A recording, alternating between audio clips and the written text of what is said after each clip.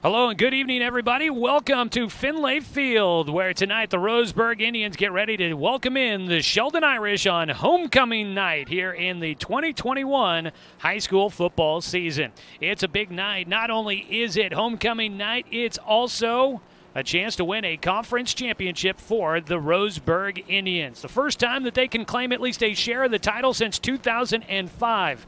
And tonight they take on the Sheldon Irish, a team that has seen plenty of their fair shares of conference titles. Going to be a great electric night here at the ballpark, and we are happy to have you with us as we welcome you into Roseburg High Football here on Douglas County's Home for Sports. The Score, 92.3 FM and 1490 AM. Want to let you know that tonight's broadcast also streaming with video coverage online at 541radio.com, where you can tune in and catch tonight's game broadcasting live for free. You can tune in and find it there thanks to sponsorship from Champion Car Wash here in Roseburg. And boy, are we looking forward to bringing you a good one here tonight. Joining me tonight will be Clayton Brelich, former Roseburg Indian, class of 2020. He'll be joining the broadcast here in just a little bit, but we continue on with our Roseburg Disposal pregame show. Coming up in just a moment, we'll get a chance to catch up with head coach Dave Heiberger. It's the Roseburg Disposal pregame show. Let them make the run of the dump for you. Call them at 673-7122. We'll take a quick 2-minute break as the marching band is out on the field, and it's a good thing. That means we're getting close to the start of tonight's broadcast as they get ready to do the national anthem, I think after a quick moment of silence down on the field. We'll have more for you coming up here in just a moment after this 2-minute break. This is Roseburg Football, streaming live online at 541radio.com and on The Score, 92.3 FM and 1490 AM. Hey there, sports fans. Thanks for watching this local sporting event online at 541radio.com. Did you know there's more than one way to watch games online? You can watch games on your laptop or desktop computer, your tablet, or even your smartphone just by going to 541radio.com. But we also use YouTube to stream all of our video broadcasts, which means you can be watching this game on your big screen TV with a number of different streaming devices. You can stream our live YouTube broadcast through your PlayStation or Xbox gaming device, or through streaming devices like Google Chromecast, Apple TV, or Roku. There's plenty of ways to follow this live local sporting event. Plus, you can find past events archived on 1490 The Score's YouTube channel. Find us on YouTube and subscribe today to keep up with the latest in local sports coverage.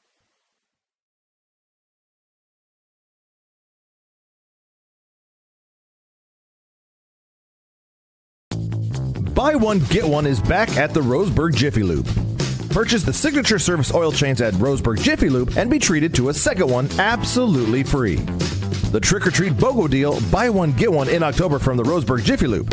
Are your wipers bouncing, streaking, or smearing now that the rain is here? Well, come to the Roseburg Jiffy Lube for a free windshield Rain-X treatment with the purchase of new wipers. Stay safe on the road with the team at Roseburg Jiffy Lube on Garden Valley next to Champion Car Wash. Get ready to satisfy your dessert cravings with Mountain Mike's new mini churros. These delicious bite-sized churros are the perfect dessert to pair with your favorite Mountain Mike's pizza, made with only the freshest and finest ingredients, dough made fresh daily with 100% whole milk mozzarella cheese, and toppings to the edge. For limited time only, get 16 mini churros for the whole family for only $4.99. Don't wait. Order yours today for dine-in, carry-out, or delivery.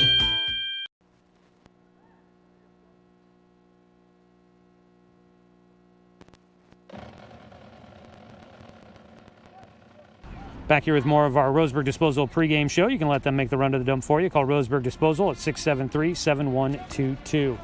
Well, big one tonight here, homecoming night for Roseburg as they welcome in the Sheldon Irish. As we get ready to go, we will get a chance to catch up here with head coach Dave Heiberger. And coach, last week another great win in Southwest Conference for the Roseburg Indians. Again, going up against one of the Medford schools, which is always a tough spot. And I think you said afterwards that it's not easy to go down to Spiegelberg and come away with a win.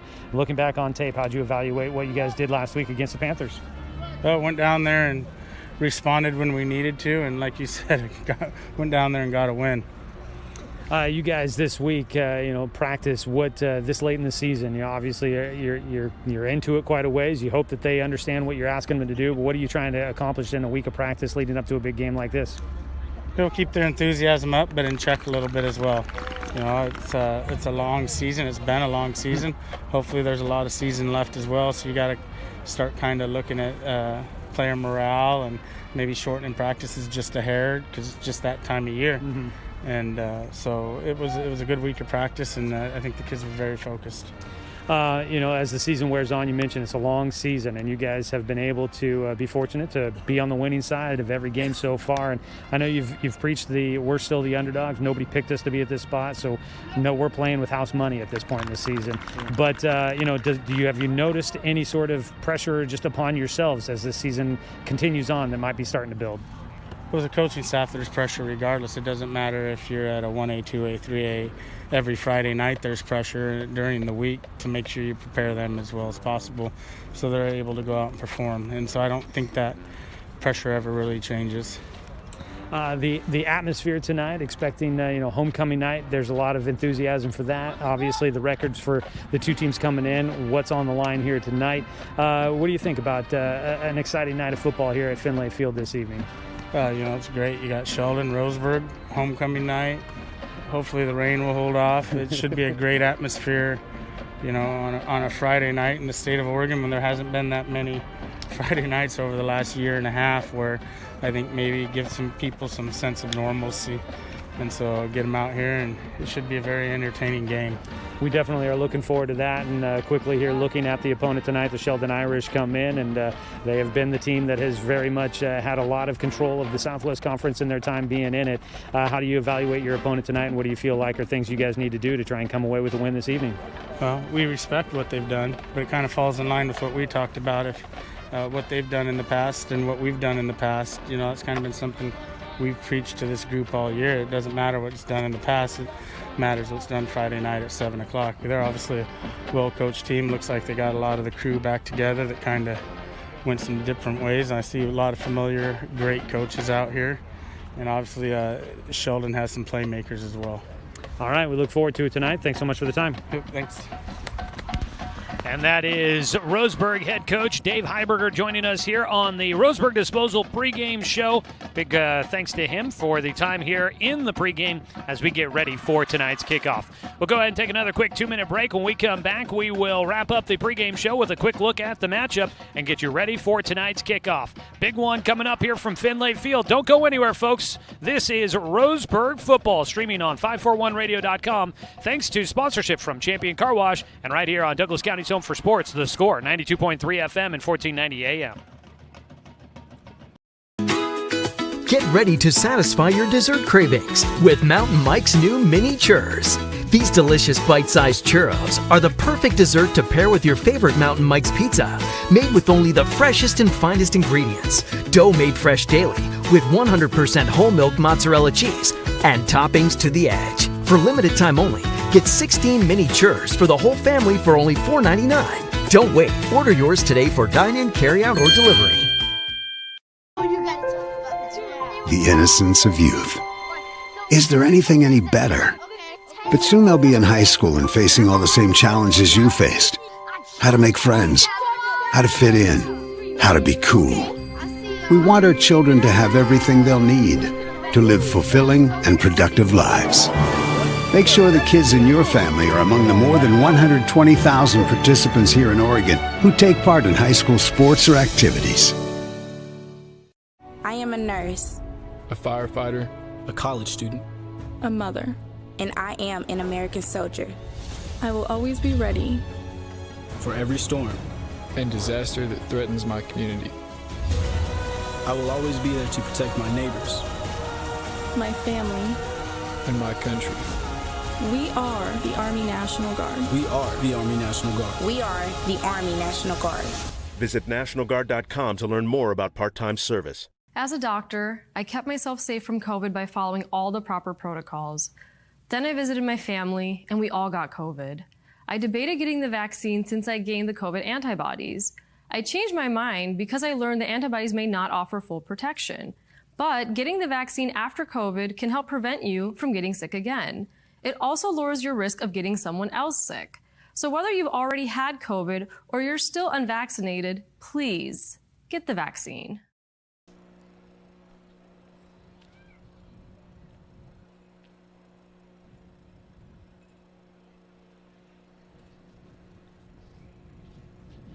Well, a quick segment here to wrap up our Roseburg Disposal pregame show. Roseburg getting ready to take on Sheldon, a huge matchup. What's on the line tonight? Well, Roseburg comes in 7-0 in conference, or 7-0 on the season. 3-0 in conference play, and they will look to win on homecoming night and clinch a Southwest Conference title outright. Roseburg coming off of a 35-26 win at South Medford last week. They led 14-0, but then were tied at halftime 14-all. First time they've been tied at halftime all season, but they came out, scored 21 in the third quarter, and were able to race to the win last week. Knox Hubbard, a big part of that one. He was our Mountain Mike's Pizza player of the game last week, 86 yards rushing, 2 touchdowns, and 3 tackles. Also last week, the Sheldon Irish, they're 6-1 on the season, 2-0 in conference play.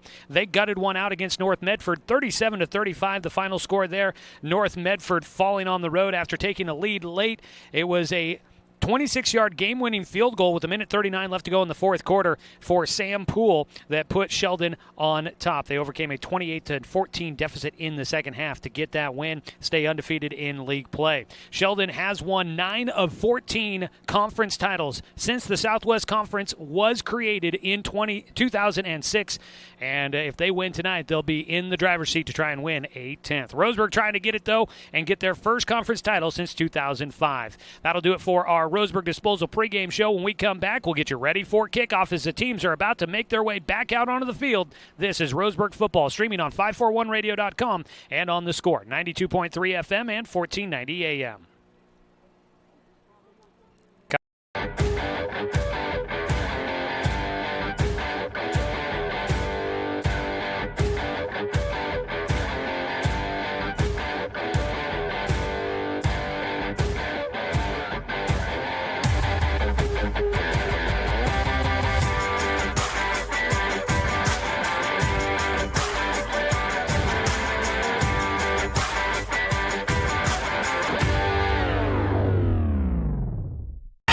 What rhymes with great?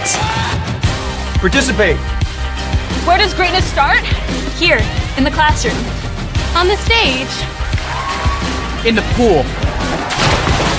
On the field. Where will your greatness take you? To better grades. To more friends. Yeah! Be great. Participate!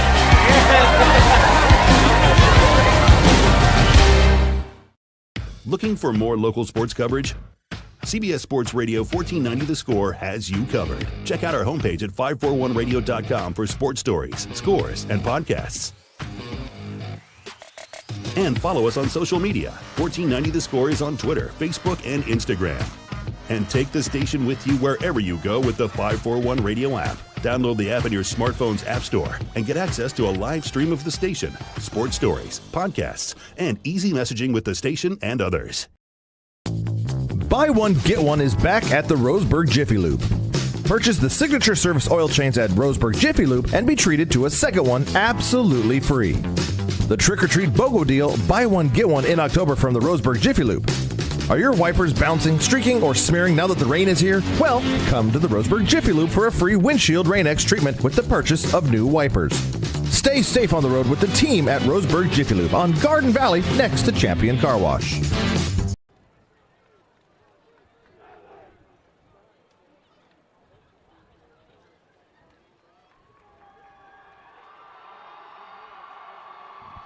Well, we welcome you back here to Roseburg High School on homecoming night as Roseburg will take the field.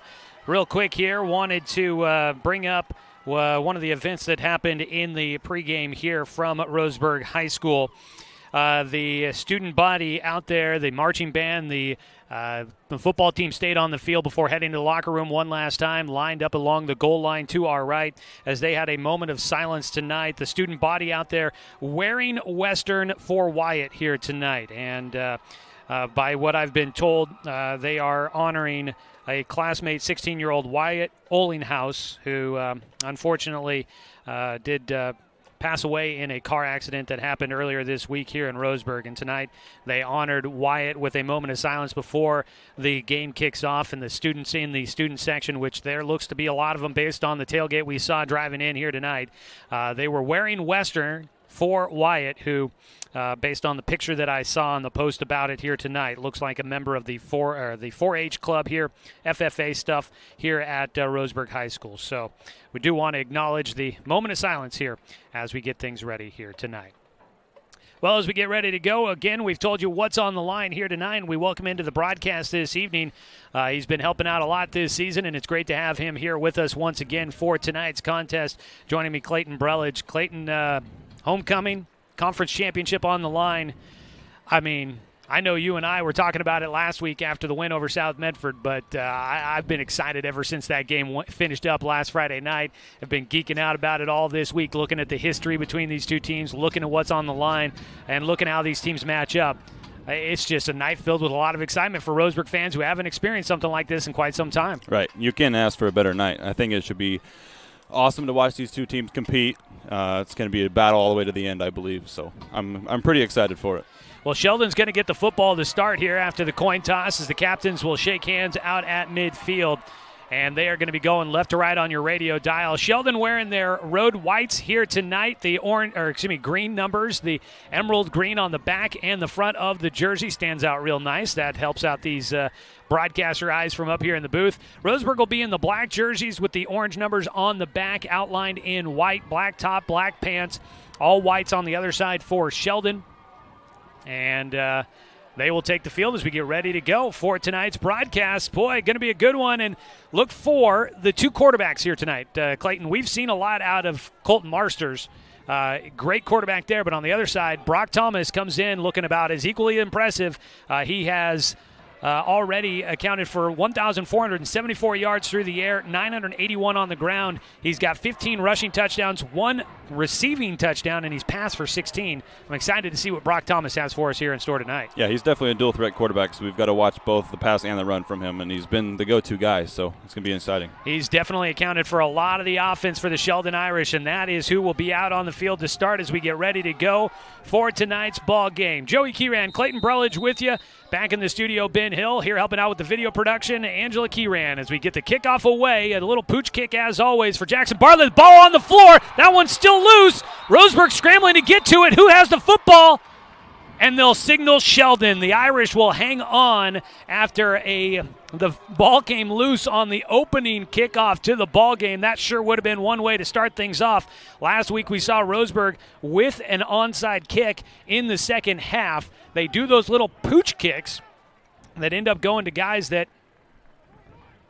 don't necessarily receive the ball usually, and there is one that definitely could have been a big one.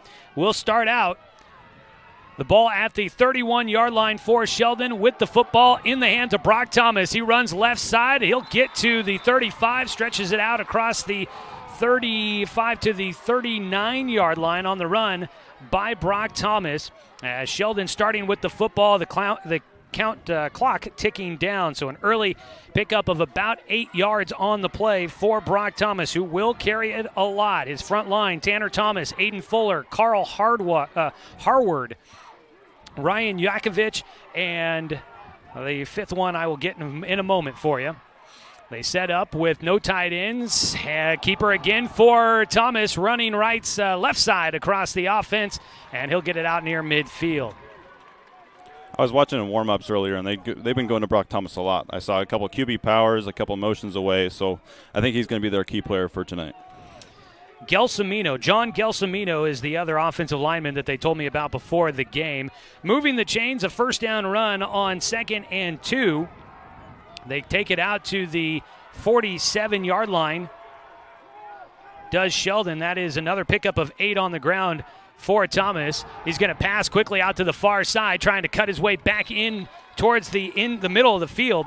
The receiver, Luke Layton, making the catch, diving towards the 50, but will come up just a bit short. Actually, no, they put him across the 50 on the 49, other side of the field for the Irish. Pass play going to go for 3 yards on the first connection of the night. Luke Layton, Zach McEwen, Keegan Line, Isaac Peters, a lot of the names you'll hear out of the receiving corps tonight for the Irish. Rolling to his right, looking to pass again. A man open on the intermediate route. Hit as soon as he caught the ball, but hanging on. Zach McEwen will be close to first down yardage. The far side, they've got him right near the sticks. On the near side, he's going to be a yard shy. They get it to the 44 on the pass completion. That was a great stick by Eli Jacobs. He came off his coverage and stuck him.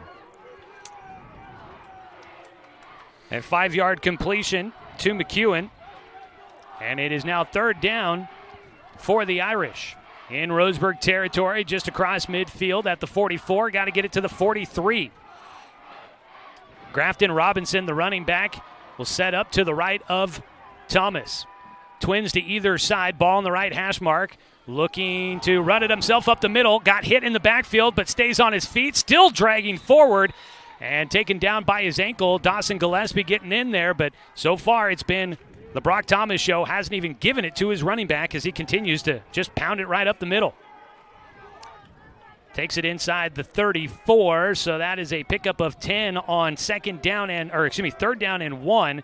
Thomas able to move the ball forward. Gets a fresh set of downs for the Irish on the opening possession of tonight's ball game. Setting up in shotgun, rolling to his left, looking downfield. Not a lot of targets outside of the field. Going to loft it down the field. And incomplete on the pass attempt by Thomas. Was looking downfield. I think might have been trying to get it to Isaac Peters deep down the field, but really not a lot of players in the area of that pass.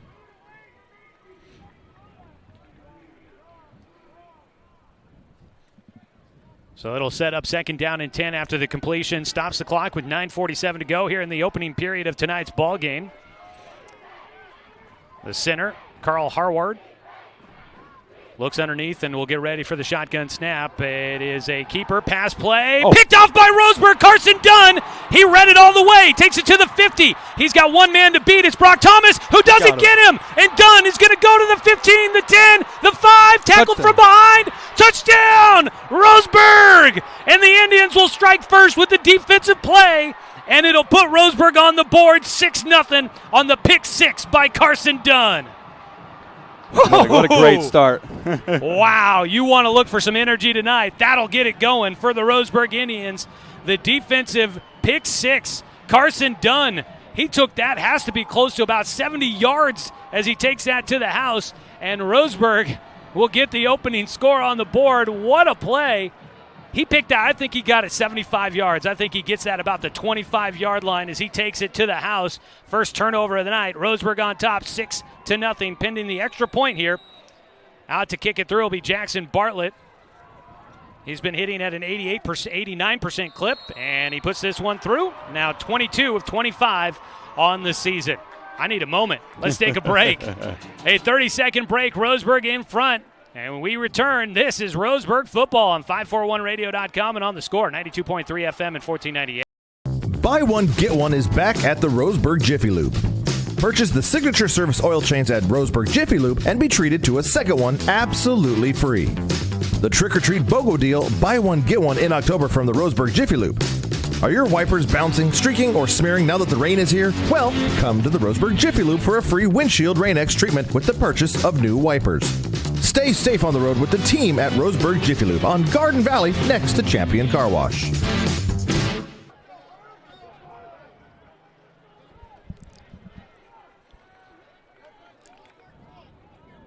.9:32 to go in the first quarter.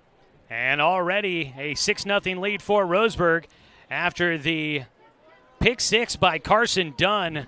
And for those that are watching online at 541radio.com, the cut there, I think it might have been even longer. He took it from inside the 25, made a cut back at the 40 on the Sheldon half of the field, then a foot race. And Brock Thomas did catch him from behind, but takes him into the end zone. I mean, what a play to start out this. We've seen a lot of crazy plays from Roseburg this season, but that's a pretty good one there. Kickoff will go out of bounds on the near side. That has been one of the issues for Roseburg and the kicking game with those little pooch kicks. Sheldon will have it, and we'll find out how they want to handle the penalty. But for a quarterback on the other side, Brock Thomas, he's now thrown 9 interceptions. For Roseburg, you got to kind of try and make that snowball on him out there. Yes, I think you do. I think you put pressure on him. You send a couple blitzes. You make him think a little more. He's doing these little rollouts to run like a little run-pass option. So I think if you put pressure on him, he's got a good chance that he might throw another one. So they'll, after a drive that had gone 6 plays into Roseburg territory at the 34, and then on the 7th play, a pick 6 for Roseburg. Sheldon will start with the football, I think, at the 35, but waiting to find out what they decide to do here.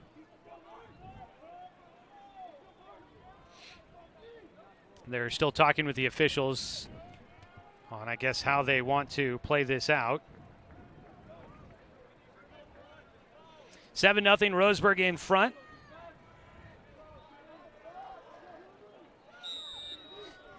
And they will spot the ball now. It'll start at the Sheldon 36-yard line. Shotgun snap to Thomas. Looking to set up the screen. They'll get it to Robinson, but there to make the stop, it's Logan Klopfenstein. They get back to the line of scrimmage, and now a penalty flag out at the back end of the play. It was Colton Marsters and Zach McEwen, I think, a little extracurriculars afterwards. We'll see what the penalty flag is, but as it stands, it's a first down play that goes for no yardage. That was a great read by Logan Klopfenstein. And I think they're signaling that this could go against Roseburg here. Penalty flags back at the Roseburg 43. Hands to the face, Sheldon. And so they'll replay the down and back Sheldon up. So I was signaling the wrong official. I saw them point Roseburg's direction, but now they back him up. Sheldon will take it all the way back to their own 21-yard line after the 15-yard penalty. So the Irish move in the wrong direction to start out this drive, trailing 7-0 against Roseburg, 9:21 and counting here in the first quarter. Second drive of the game for the Irish. After the last one ended on the interception, pick 6. Looking to send some pressure. Gillespie will blitz. They'll run away from it. Right side for Thomas. He gets to the sideline, and he's going to try and use his speed to get downfield. Slowed down by Marsters, and then it's Steinacre that comes in to get it. And we see exactly the explosive athlete that Brock Thomas can be as he moves the chains and takes it into Roseburg territory. Every time he's rolled out, he's had at least 2 blockers right in front of him. So I think we've got to get through that and at least have somebody there to try to contain what's going on the edge. That's a 35-yard gain for Thomas.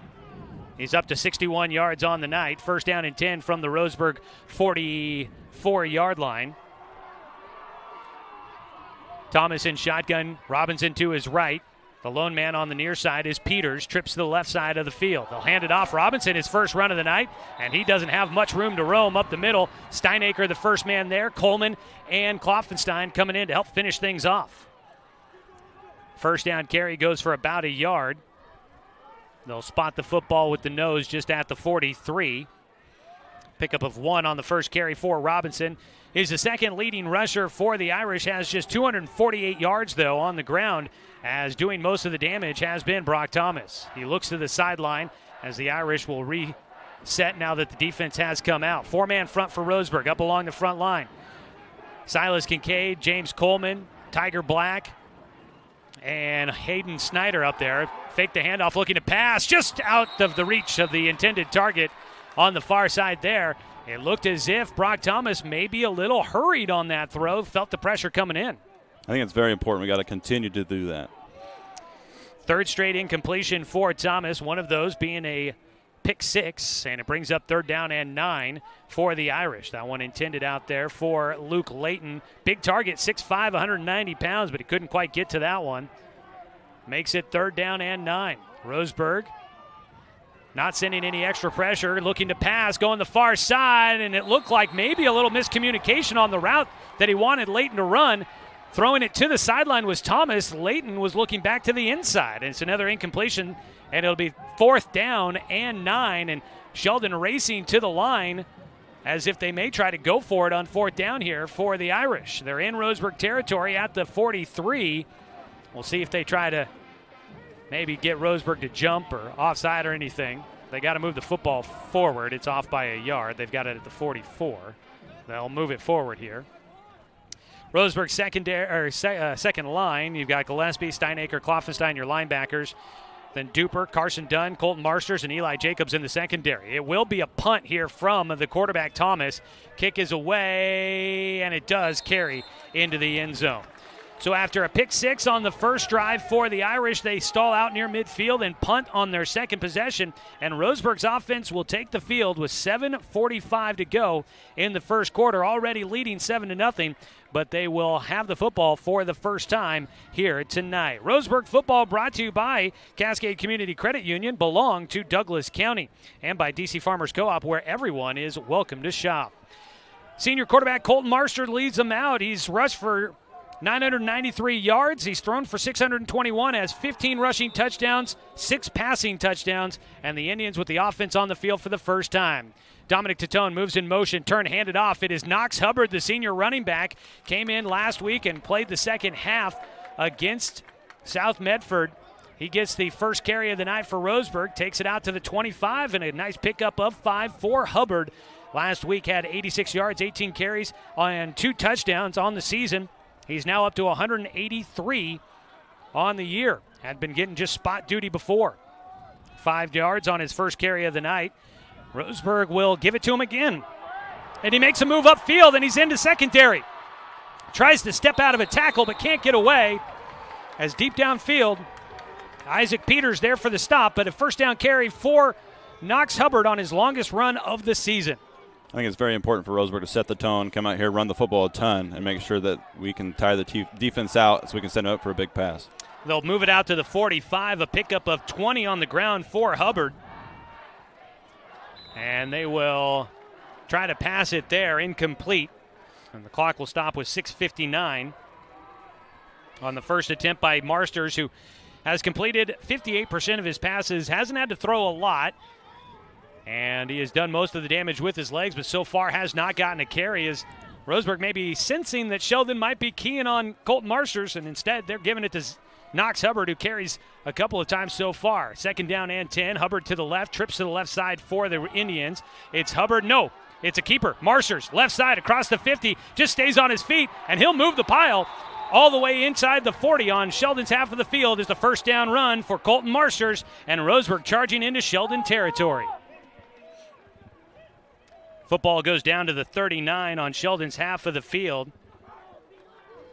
That is a 16-yard carry on the first run of the night for Marsters. And that puts him over 1,000 on the season. He needed 7. He's got 16. So congratulations. Colton Marsters, your first 1,000-yard rusher for Roseburg in the Dave Heiberger era. In his 6th year coaching Roseburg.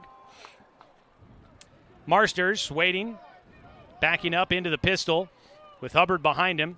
Landon Duper spread out to the left side. Tatone, Kloffenstein, and Horton out to the right. And a timeout going to be called by Roseburg here with 6:21 to go in the first quarter, leading 7-0.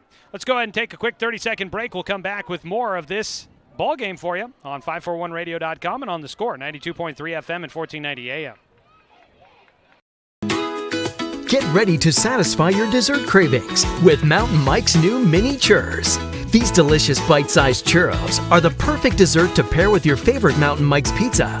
Made with only the freshest and finest ingredients. Dough made fresh daily with 100% whole milk mozzarella cheese and toppings to the edge. For limited time only, get 16 mini churros for the whole family for only $4.99. Don't wait. Order yours today for dine-in, carry-out, or delivery.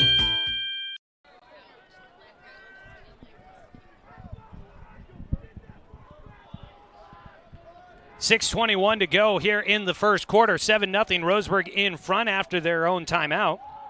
Tonight's ball game brought to you by DC Farmers Co-op, where everyone is welcome to shop, and by Good Vibration Solutions for home theater and automotive audio. You can feel it at Good Vibes.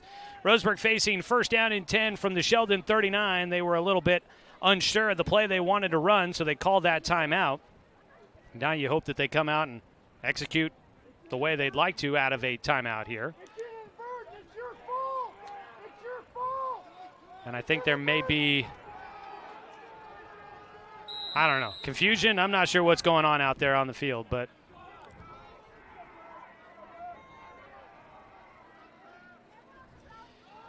on the play, it's a handoff to Knox Hubbard. He gets trapped at the line of scrimmage, coming up to help make the play is Josh Merriman, who comes up and makes the play.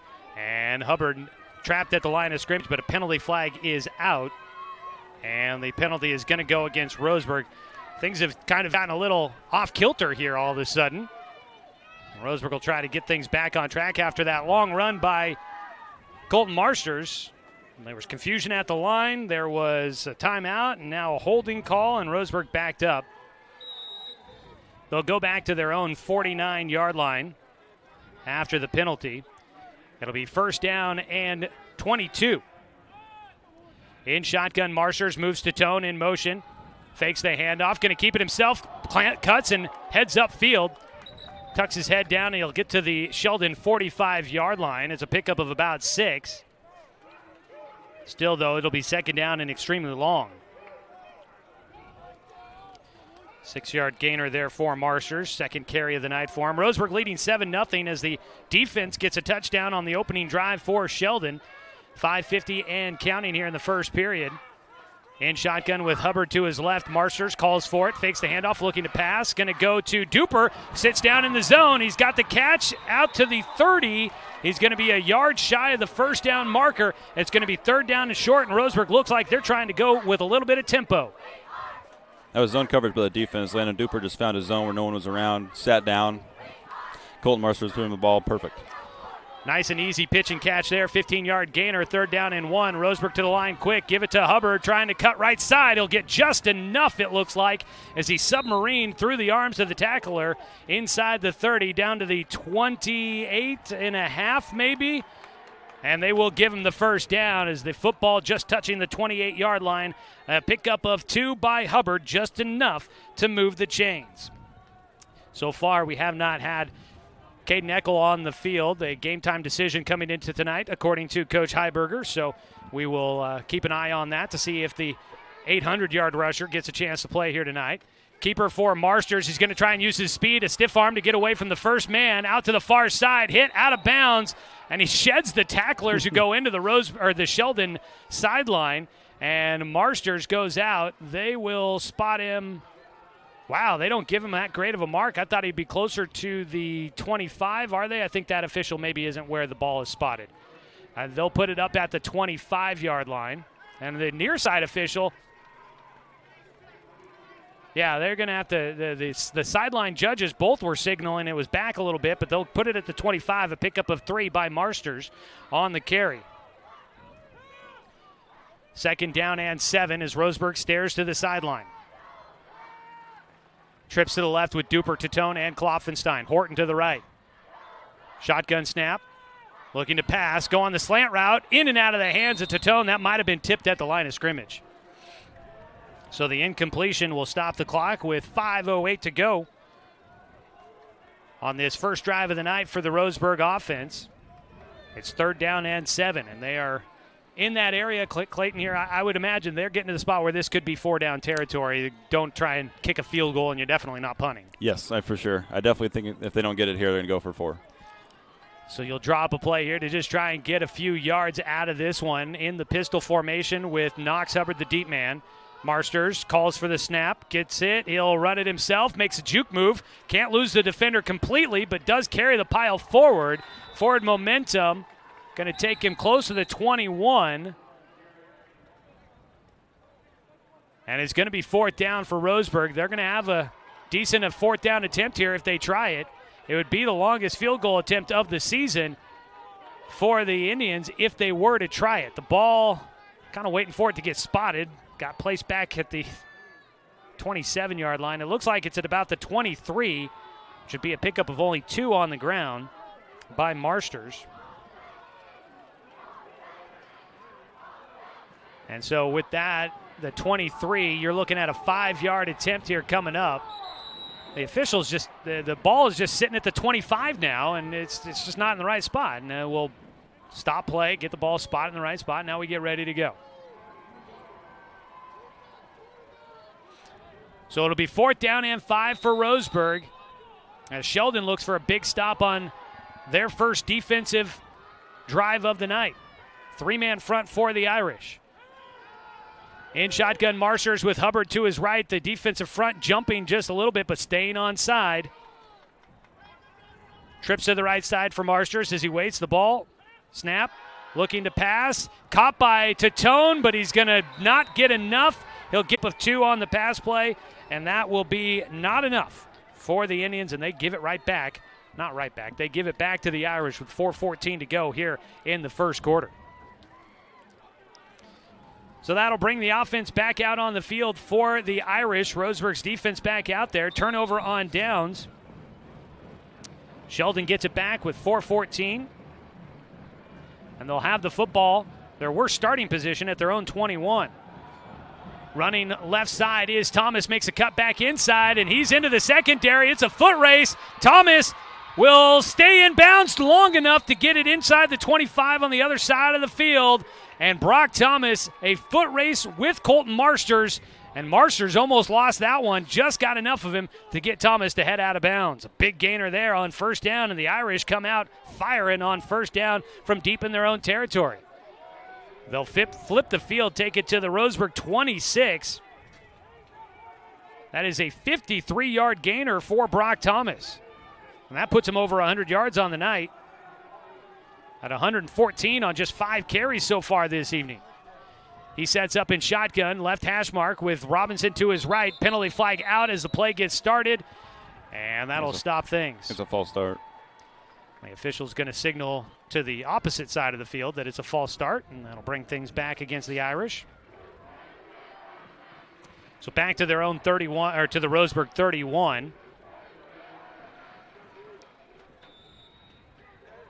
Third penalty of the game.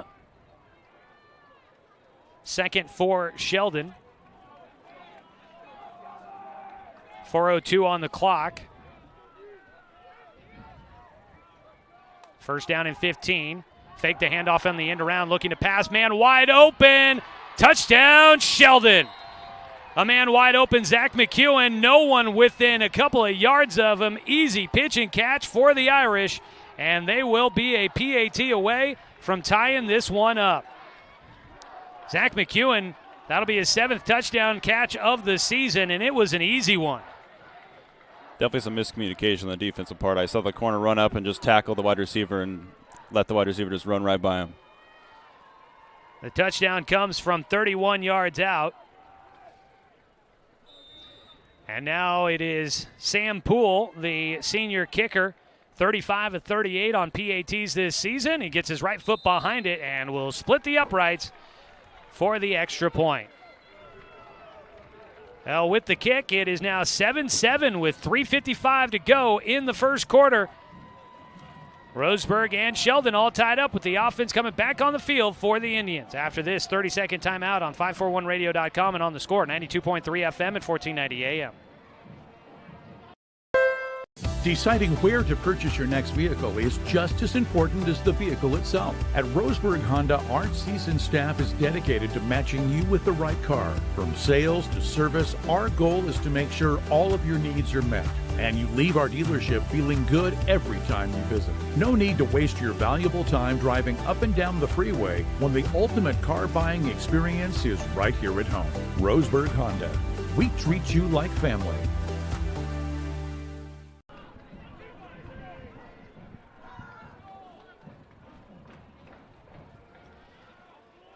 Well, we welcome you back here to Finlay Field. Joey Kieran and Clayton Brelage with you as Sheldon ties this one up here in the first quarter with 3:55 to go. Tonight's game brought to you by Mahalo Heating and Air Conditioning. You can get 0% financing for 72 months on approved credit now at Mahalo Heating and Air. Kickoff goes to the 2-yard line for Landon Duper up the middle. Just a couple of stutter steps at the 25 and cuts to the near side, gets spun down out near the 28-yard line, but a penalty flag back inside the 15. There was just one-on-one blocking back there, and we'll see what they call here on this one. And I got a feeling this is going to be bringing things back for Roseburg on the kickoff here. So the ball was spotted at the 28. It is on Roseburg. It'll be first down.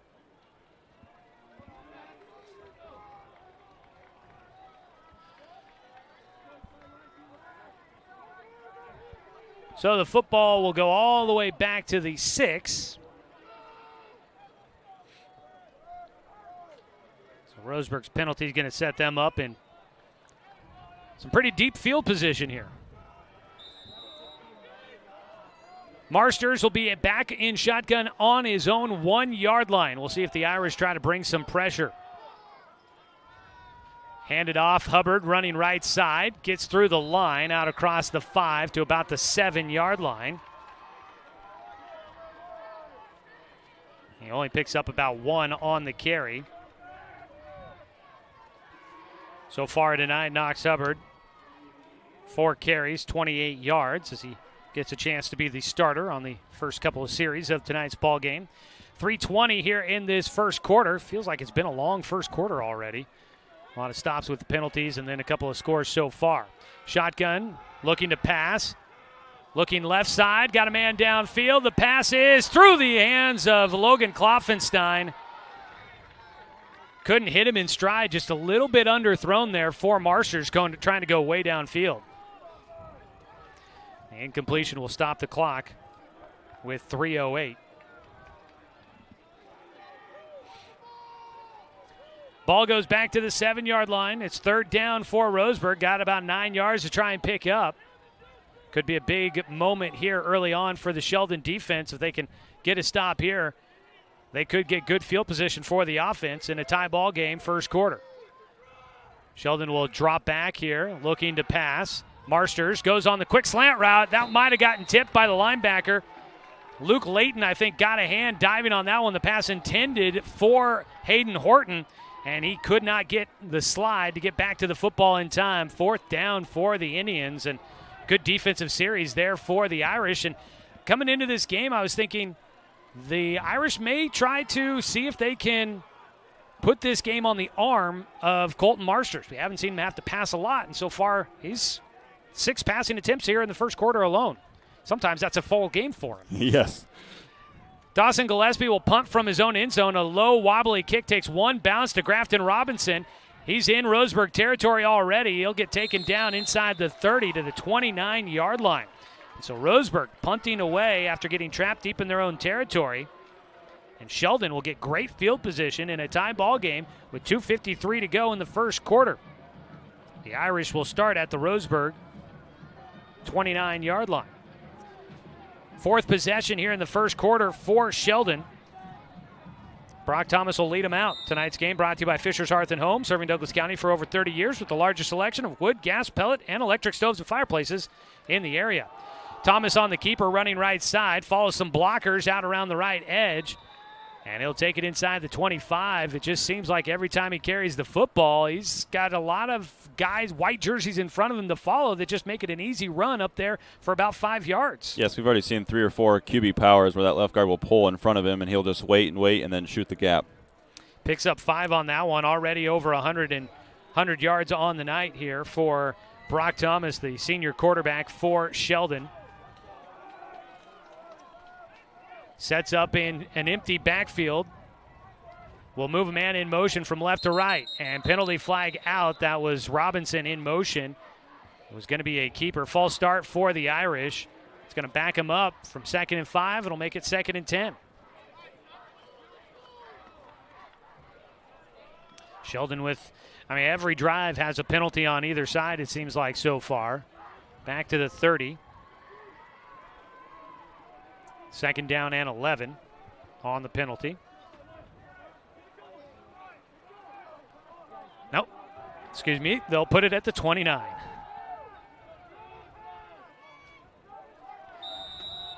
So it's 2nd down and 10.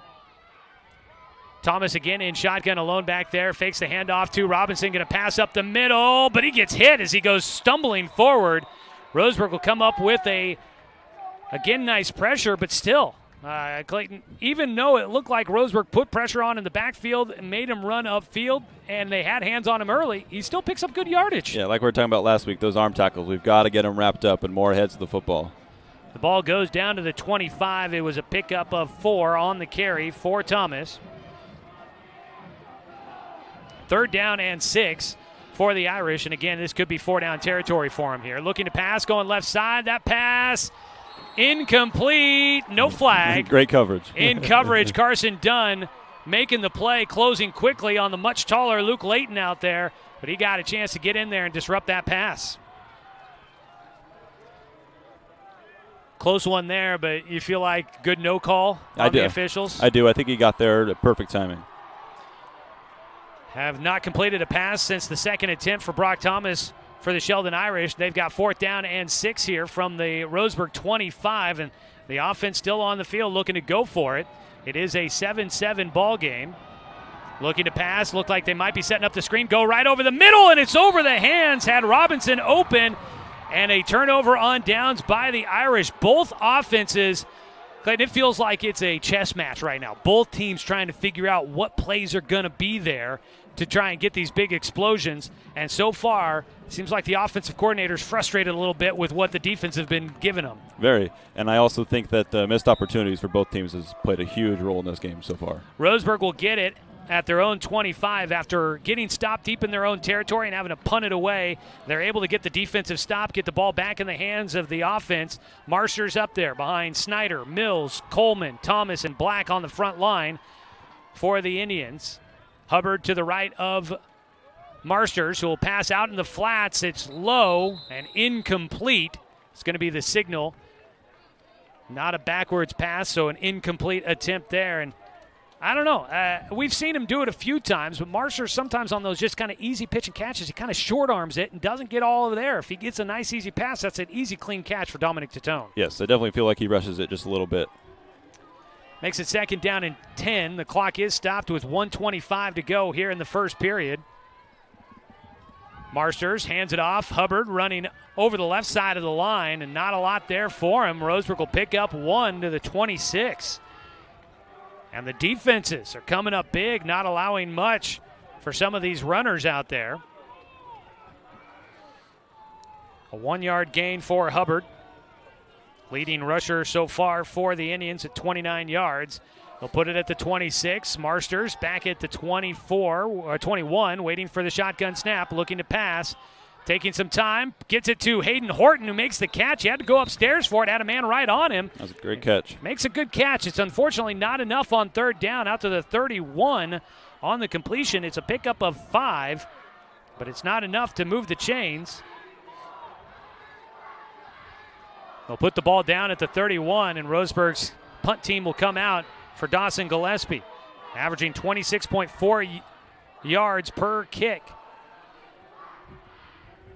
He will set up, gets a much better boot this time, away from Grafton Robinson as he trails to get it at the 29, makes the first man miss, and now will get taken out of bounds near the Sheldon 45-yard line. With 13.9 seconds to go in the first quarter, Roseburg will punt for a second time so far.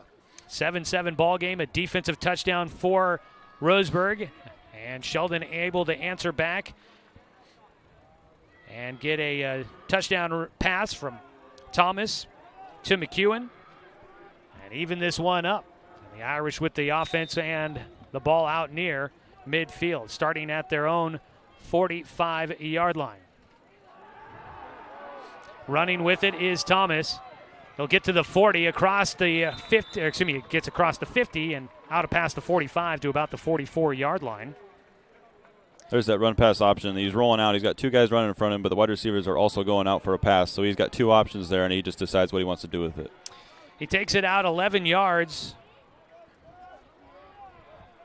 First down carry to the Roseburg 44. Clock will wind, and we're going to probably see the end of the first quarter here with our score tied.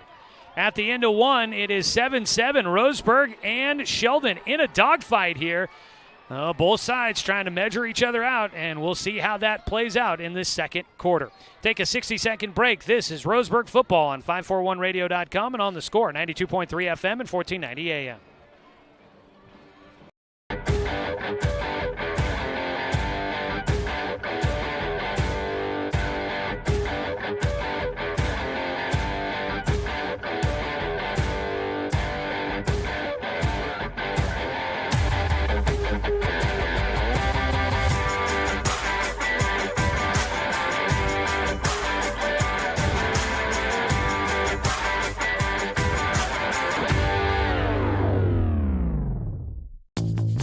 Buy one, get one is back at the Roseburg Jiffy Lube.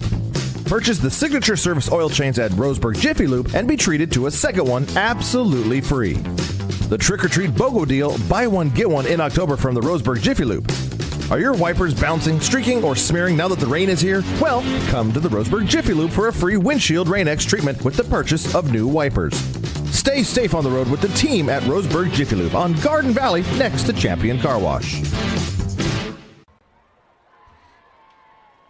We flip sides of the field. It'll be first down and 10. Brock Thomas carrying it for for Sheldon against Roseburg. And a penalty flag out at the end here to start out the second quarter. Sheldon with the football. Had it at the Roseburg 44. And now we wait to find out how these penalties will affect the play. It was a no gain on that first down carry by Thomas. Got it right back to the 44-yard line.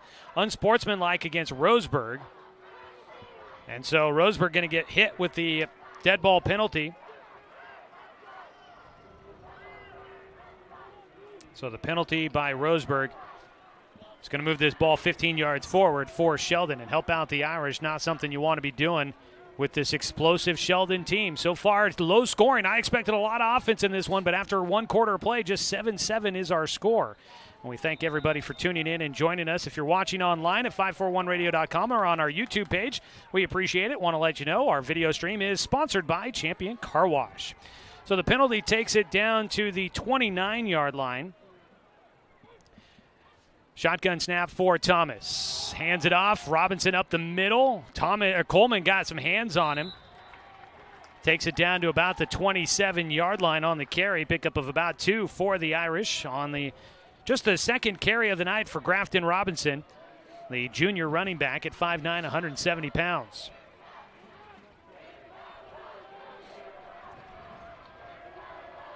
Second down and 8. Four-man front for Roseburg.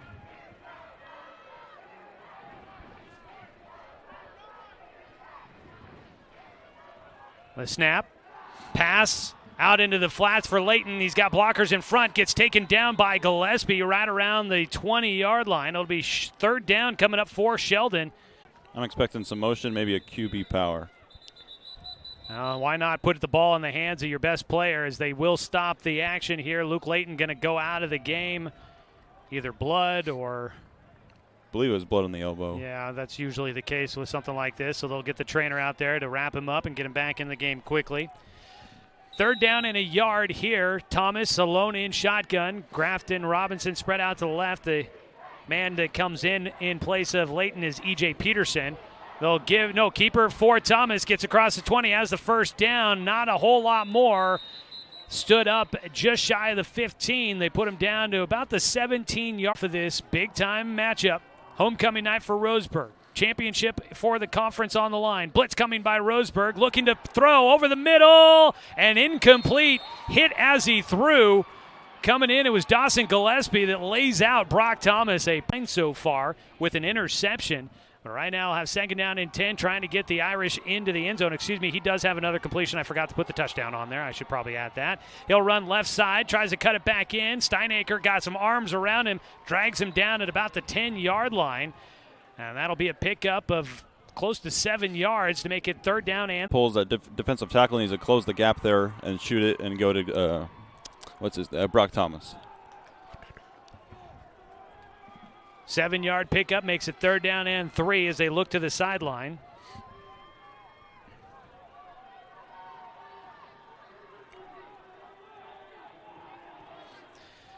Third down play coming up. Trips to the wide side of the field. That's the right of the formation. Robinson to the left. Keeper for Thomas right up the middle. And he will stretch it just enough down to the 6 to move the chains. And the Irish continue to just plod along. So they get another first down. They'll have first and goal from the 6-yard line.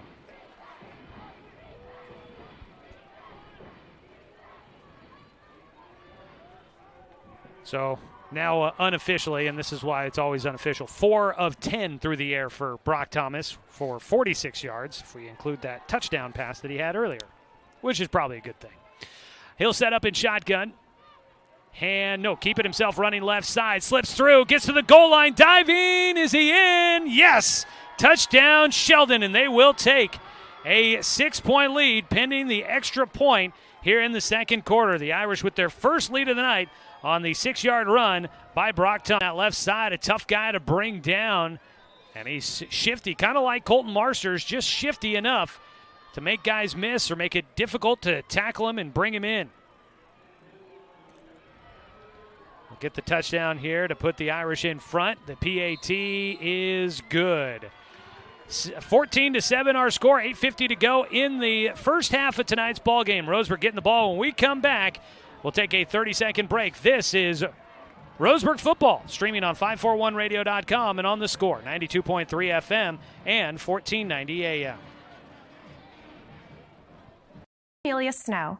I work in the intensive care unit at Mercy Medical Center in Roseburg. I have seen the terrible damage COVID has done to my patients and their families. Without a vaccine, people of all ages can get very sick, even if they were perfectly healthy before they had COVID. The COVID vaccine is safe and effective and will reduce your risk of getting so sick you wind up at Mercy Medical. Get vaccinated, and I won't have to see you in the ICU.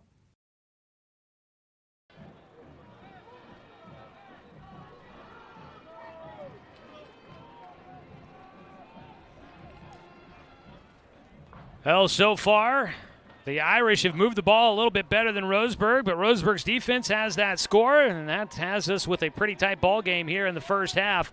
In the second quarter, 8:40 to go. Roseburg football here on the Score is sponsored by Roseburg Honda. If you've been waiting for the right time to get that new car, the wait is over thanks to a Honda Mash Sale at Roseburg Honda. 2 days, every single vehicle is on sale. Save big October 29th and 30th. Deep kickoff, going to go back to the 5-yard line, taken there by Duper, racing up the middle, got hit at the 20 and ripped down as he got just across the 20-yard line. It's Carson Mazziotti here. You don't want to give the football back still with a lot of time in the first half to Sheldon, who can move down the field quickly. Yes, I think it's very important for Roseburg to score on this drive just to keep the momentum at balance. Offense comes back out, led by Marsters. Still Hubbard in the backfield.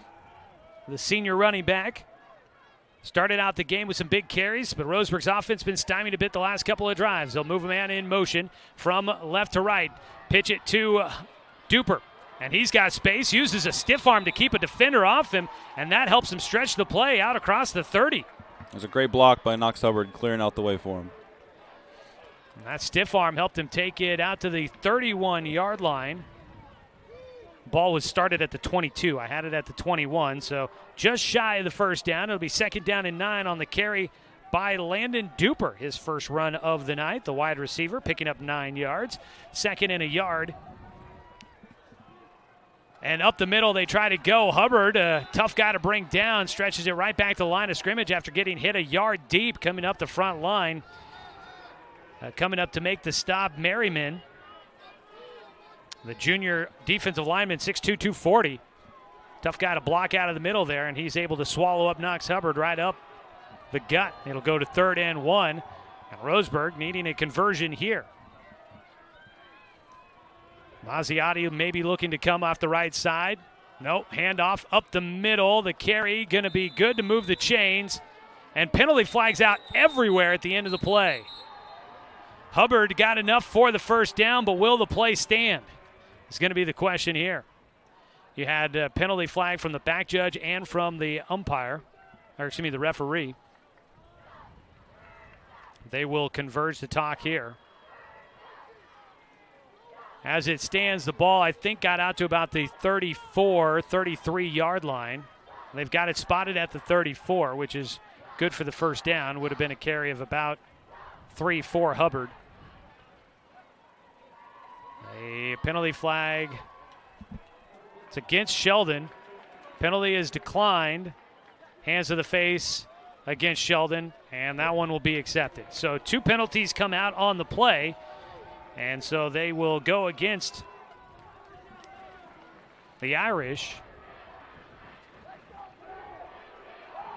And they'll put the ball out to the 49.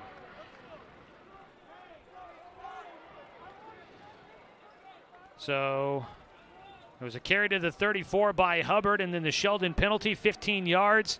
Moves the ball out towards midfield. Roseburg will have it at their own 40-yard line.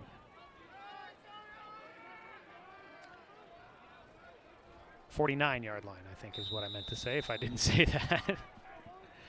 First down and 10. Roseburg trying to respond and tie this one back up, trailing Sheldon 14-7. Tatone moves in motion, looking to pass, have a man open. Kloffenstein has it, the catch, spun forward, and he'll get taken down to the 26-yard line. And a big pass completion there right up that seam route to Logan Kloffenstein, and they make it look easy. Ball spotted at the Sheldon 36. 15-yard completion for Marsters to Kloffenstein. 26-yard line, not the 36, 26-yard line. So add another 10. It was a 25-yard completion. Going to run right side with Hubbard. He'll stretch it inside the 25.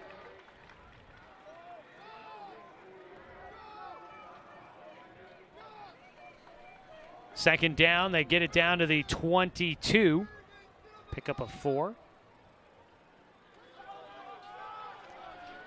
Second down and 6. Hubbard to the left of Marsters. Horton to the near side.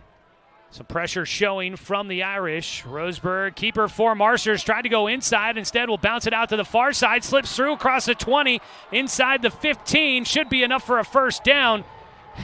What a move. That was quite the move, but I cannot help but take notice of Silas Kincaid, who was down inside the 5-yard line, an offensive lineman down inside the 5. That is 20 yards downfield by the lineman down there blocking on the run play. Roseburg moves the chains for another first down as they take it to the 14. That is a pickup of 8 on the ground by Marsters.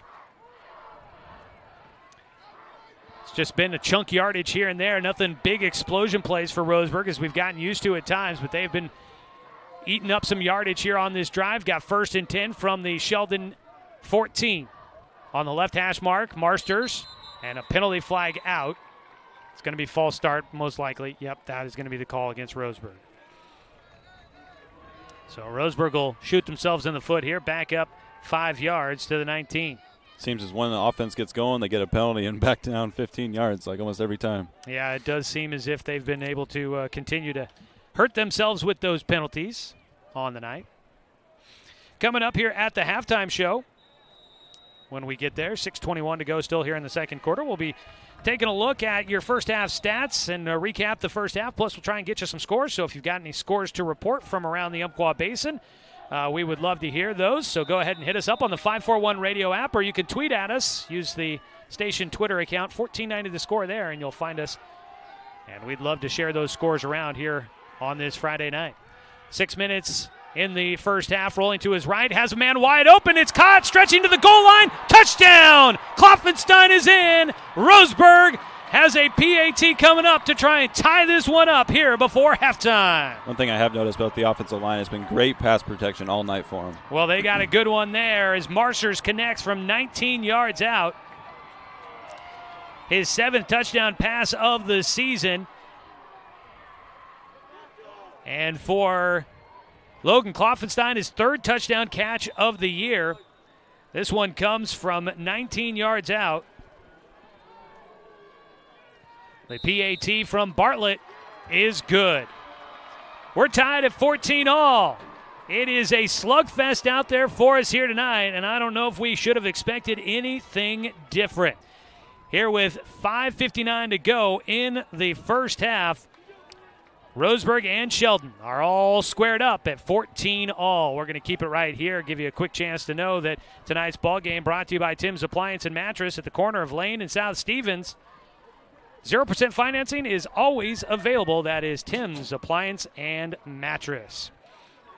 Well, another big play there for Roseburg. Kloffenstein getting the catch and turns it upfield. And, I mean, just they run a great route, get some good blocking, and Kloffenstein just an easy catch and turn upfield, and there's nobody within 3 yards. He's just got to stretch it across the goal line. Not too shabby there for Roseburg. Again, the 3rd touchdown grab of the season for Logan Kloffenstein. Kloffenstein also has 2 kick return touchdowns on the season. So defensive score, that's the first offensive score of the night for Roseburg. They'll be kicking it away. A low kick and a roll out to the 19-yard line, and that is where the return man is crunched. Coming up to return the football, Zach McEwen. He was waiting for in the first half of this ball game. Sheldon will have the football right around their own 20-yard line. That's exactly where they'll spot it.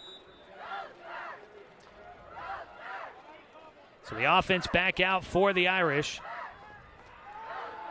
Rolling to his right, Thomas looking downfield, has a man open, caught, still on his feet, now racing down the sideline, stays in bounds, and this is going to be a huge touchdown for the Irish as they will score no laundry on the field. What a catch, 80-yard score for Sheldon. A catch and run for Sheldon on that play. Oh, boy. That was one of those run-pass options. Carson Dunn bit a little bit and got him over the top. So the 80-yard touchdown score.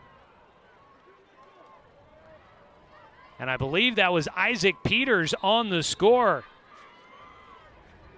He ran a little hitch, got him to bite up, and then broke free, and then Roseburg could not get him out of bounds as they tried to cover. PAT here from Poole. The kick is up, and it is through. And just like that, Sheldon back in front, 21-14. That play happened so fast, I just couldn't keep up with it. One play, 80 yards for the score, as Thomas will connect with Isaac Peters. Going to take another look at that just real quick here. Might have been Luke Layton. I'm not 100% sure on that one. 80 yards to the house. And the kick was good by Sam Poole. 21-14. Sheldon in front. That took 14 seconds off the clock on that drive. One play for the Irish. Oh, my goodness. Well, we said we expected some offense. I guess now we're starting to get that here. Yeah, that was our one big play we've had the whole game. 80-yarder.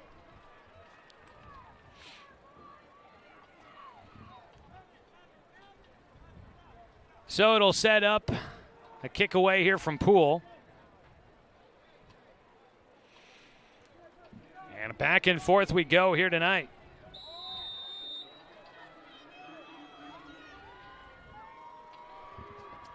The right-footed kicker getting ready to boot it deep. Duper and Klopfenstein deep there to return, and this one's going to go into the end zone for a touchback. Roseburg will have it with 5:42 on the first half clock.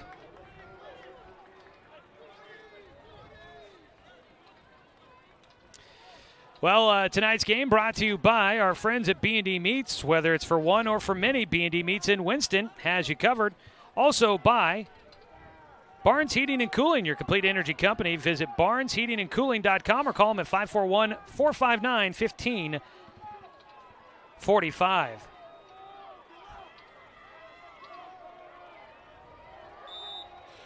So Roseburg's offense back out on the field after the 80-yard touchdown pass by Brock Thomas. Marsters moves Satone in motion from left to right. He'll keep it himself, running over the right side of the line, just right between the guard and tackle, and not a bad carry there from the 20 out to for Colton Marsters. Now at 44 yards on the night, rushing for Roseburg. Has eclipsed the 1,000-yard mark. So on the other side has Brock Thomas as they give it to Knox Hubbard. And he looks to try and pick up the short 2 runs, and they will move the ball and move the chains. So it'll make it first down and 10. Sheldon leading 21-14 under 5 minutes to play here in the first half.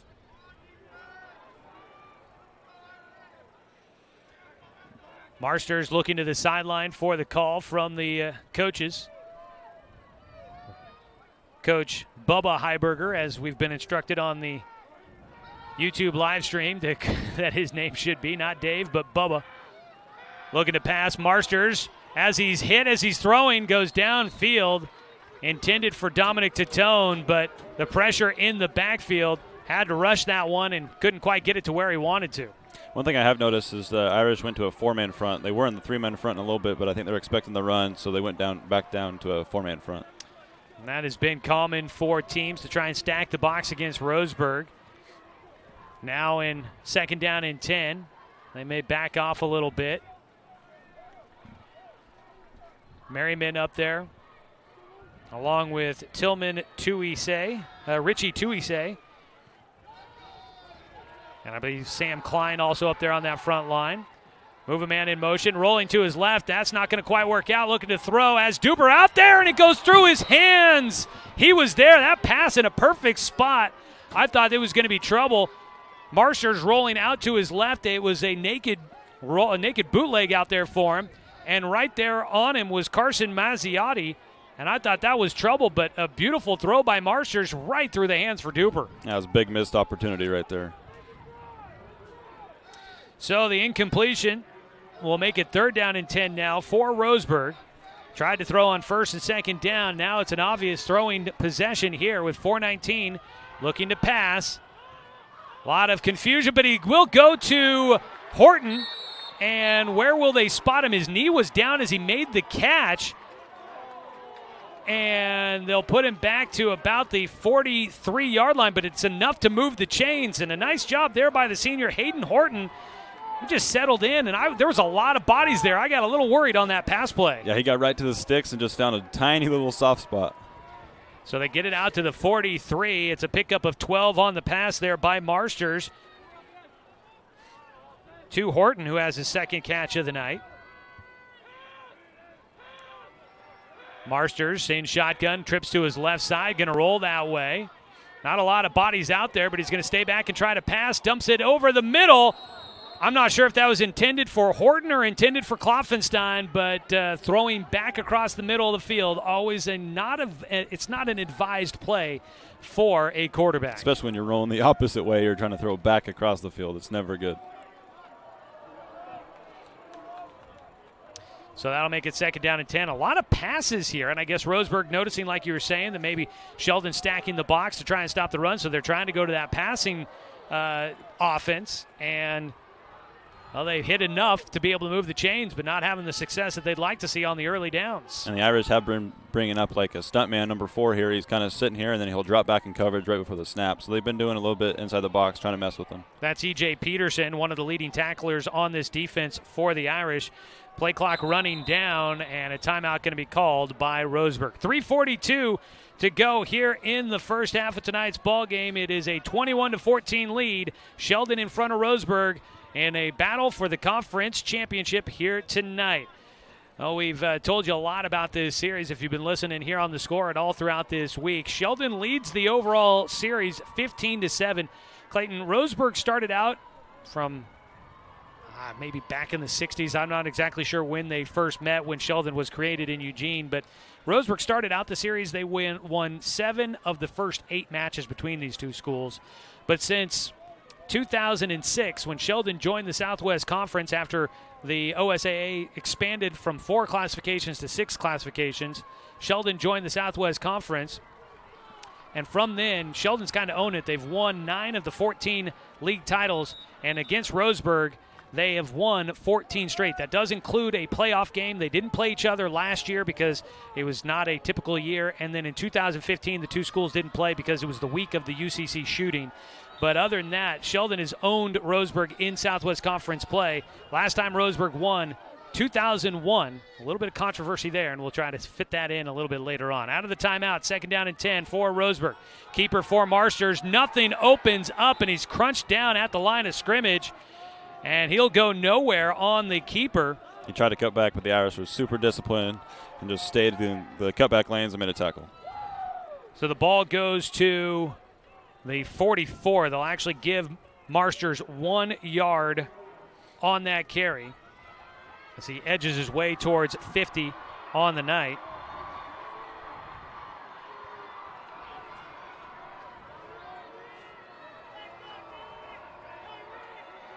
Third down and 9. Sheldon showing some pressure. They will send Blitzers set up the screen. It's tipped at the line of scrimmage, and Sheldon will come up with a big defensive stand on 3rd down and 9. Roseburg looked like they might have had it set up, but just couldn't get it over the defensive line as they get a hand on it. It was a perfect play call. You want to run the screen off a blitz, but it just got tipped. And with that, Roseburg will have 4th down and 9. It's first half action here. I don't know if they try to get a little bit risky and try to fake anything as the punt team is out there. Dawson Gillespie, the punter, rolling to his right. He will get his right foot behind it. A kick to Robinson. He didn't touch it, but now will pick it up at the 10, and he races to the near sideline. Gets to the 20, and is hit out of bounds. Hayden Horton coming up and making the stop. So the punt forced by Sheldon as they hang on to a 7-point lead with 2:45 to go here in the first half of tonight's ball game. They'll start out with the ball at their own 23-yard line as the offense comes back out, led by Brock Thomas. We have gotten confirmation it was Isaac Peters, as I originally thought, that had that touchdown grab of 80 yards on the last drive by Sheldon. And that put them on top, 21-14. Roseburg has not trailed at halftime this season. And wide open and right out of his hands for Grafton Robinson. He made the double move on the near sideline and got wide open, but Robinson couldn't haul it in. And Clayton, we've talked about this a little bit. The missed opportunities for both sides have been big. Sheldon has gotten some big plays, but they've had some receivers drop some fairly wide open catches. Yes, and I know that as an offensive coordinator, it's got to be very, very frustrating. You're calling the right plays, your wide receivers are getting open and just dropping it. 2nd down and 10. The ball at the 23. Thomas, keeper, up the middle, met by Steinacre. Penalty flag is out, still on his feet. They'll give him forward progress about 1 yard maybe, but a penalty flag out in the area of a possible hold by Sheldon. I don't know. I back him up, I think, probably at this point in time. It's just 2nd down, but not a short gain there by Thomas, and you kind of wonder almost if they might decline it, but it does not look like they will. The penalty flag, they'll repeat 2nd down. They'll count it off from the line of scrimmage. Penalty flag will negate that 2nd down play by Brock Thomas. Been quite a few of them so far here tonight.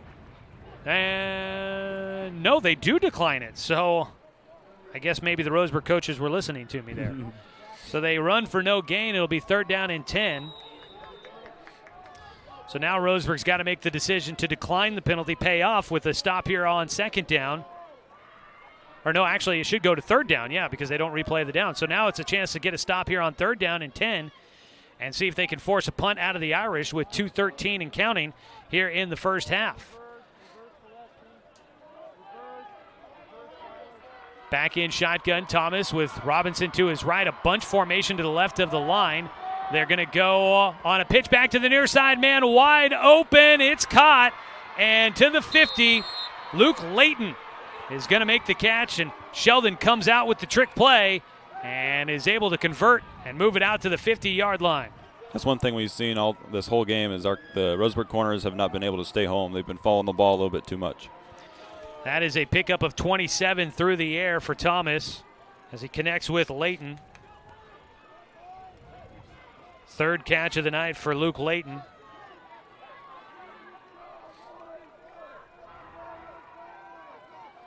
Looking to pass. Now pressure coming and just absolutely crunched. James Coleman gets into the backfield, and that was a collision I felt up here. Thomas gets taken down inside the 45-yard line, back on Sheldon's half of the field. A loss of 6 on the sack for James Coleman.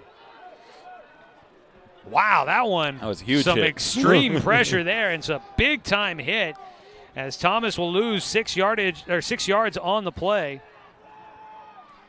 2nd down and 16, looking to pass, has a slant route. It's caught, laid out by Kloffenstein, but moving the chains is Luke Layton, and Sheldon. That passing game is starting to really open things up as they will convert on 2nd and long. They'll move the chains as they get the ball to the Roseburg 38-yard line. Those quick seams have really hurt Roseburg's defenses. So that was a pickup of Oh, we'll do the math in a second. Looking to pass back the other side of the field. It's caught. Carson Dunn trying to catch up to Zach McEwen. And McEwen will take it inside the 10-yard line down to the 9. And Sheldon is moving. That is a pass play of 29 on that one for McEwen.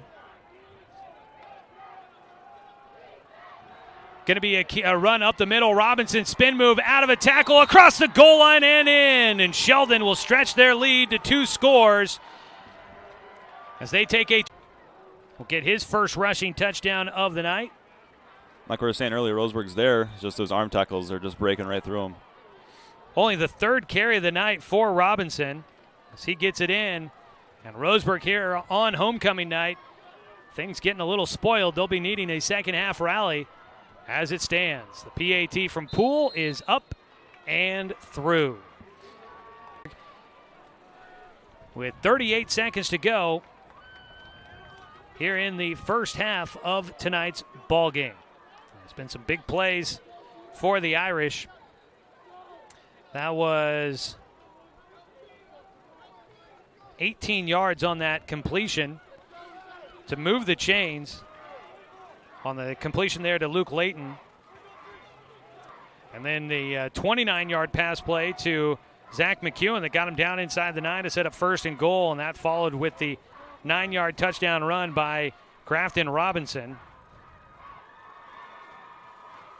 And Sheldon really putting up a lot of offensive numbers here in the first half. Roseburg's going to have to start figuring out just getting back to their groove on the offensive side. They've been misfiring on a number of pass plays, and Sheldon has really put this game on the arm of Colton Marster so far in the first half. Kickoff coming from Poole.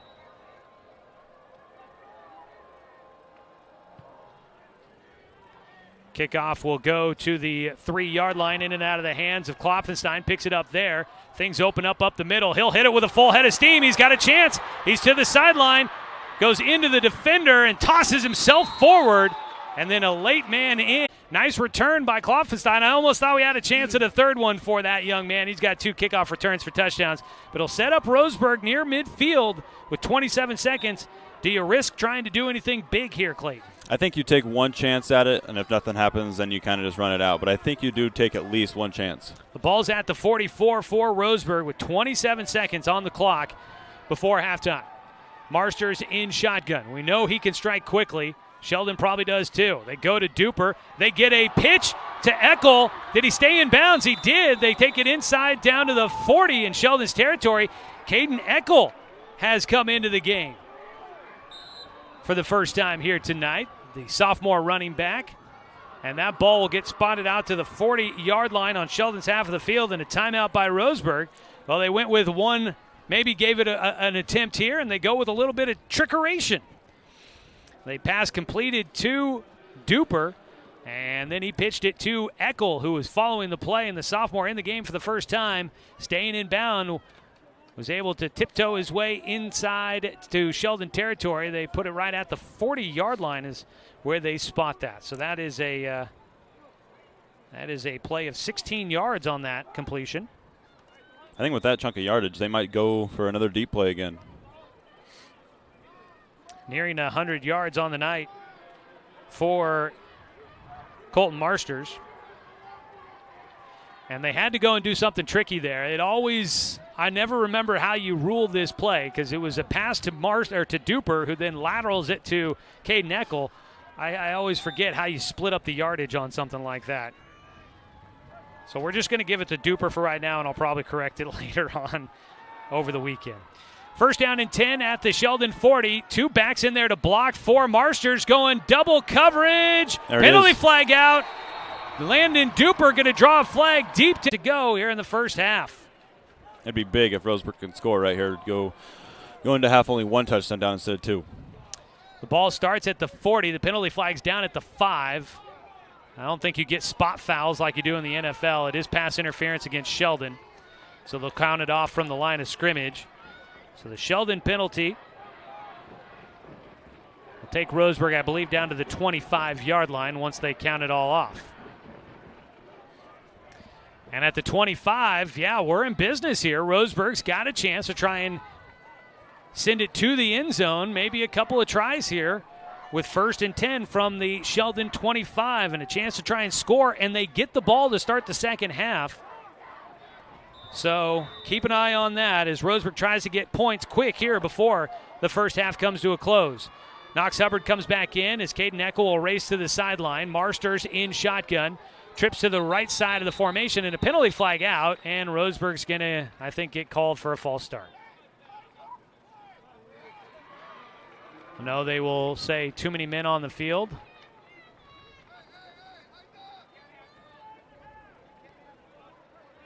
So Roseburg called for having too many men on the field. Back him up to the 30. 14.4 seconds on the new scoreboard here at Roseburg High School. First down and 15. Roseburg trailing 28-14, trying to strike just before the half. Trips to the right side of the formation. Rolling that direction is Marsters. Looking downfield, sets, throws, has one-on-one coverage, and it's overthrown to Dominic Titone in coverage. Robinson deep down there. He threw up his hands trying to say, I'm not even touching the receiver. And probably wise there. Doesn't want to get called for the pass interference. Clock stops with 8.2. We'll put it back at the 30-yard line.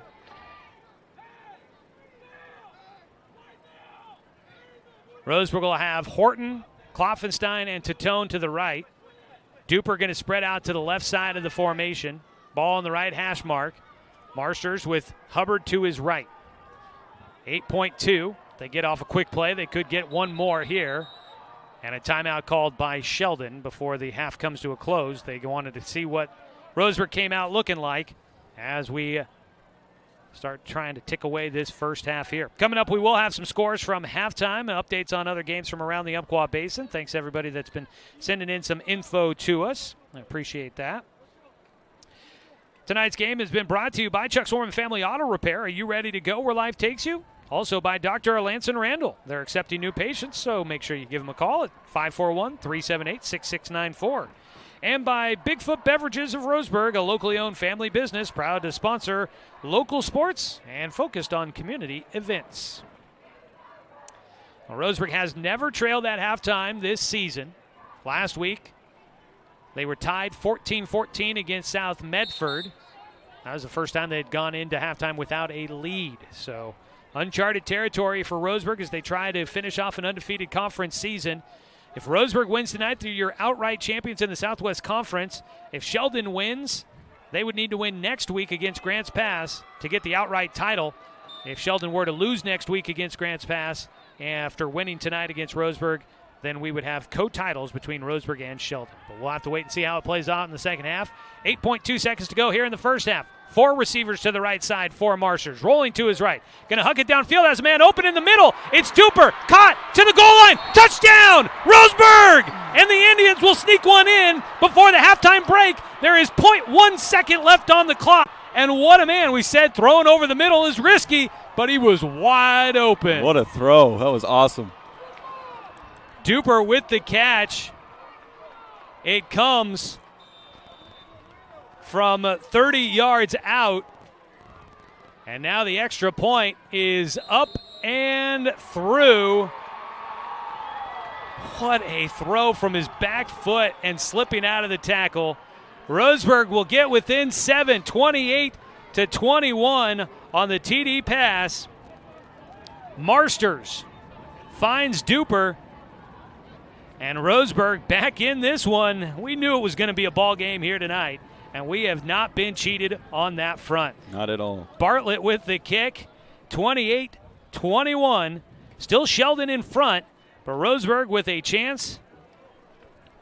Back in it now here going into halftime, only down 7. You get the ball to start the second half and have a chance to really start to maybe turn the momentum tide as the second half gets underway. A big score before the halftime break hopefully gets this stadium jazzed up and ready to go for the second half of tonight's action. We've got 0.1 second on the clock.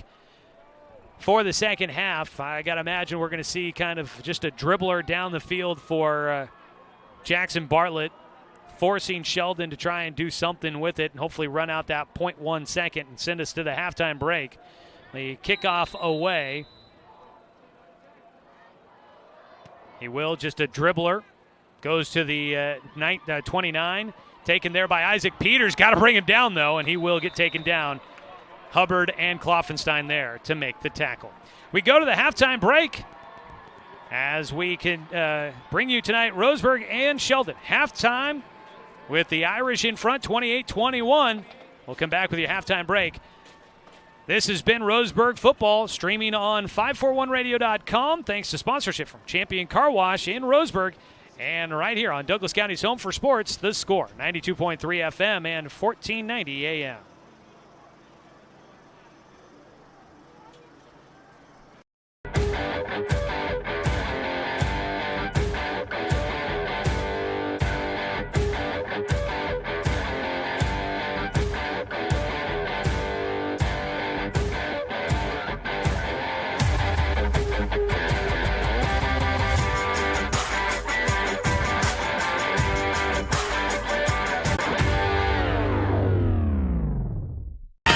What rhymes with great? Participate. Where does greatness start? Here, in the classroom. Participate.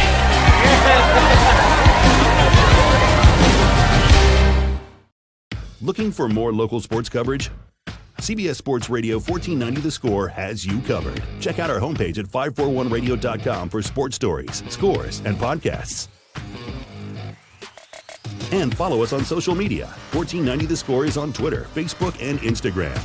And take the station with you wherever you go with the 541 Radio app. Download the app in your smartphone's app store and get access to a live stream of the station, sports stories, podcasts, and easy messaging with the station and others. Buy one, get one is back at the Roseburg Jiffy Lube.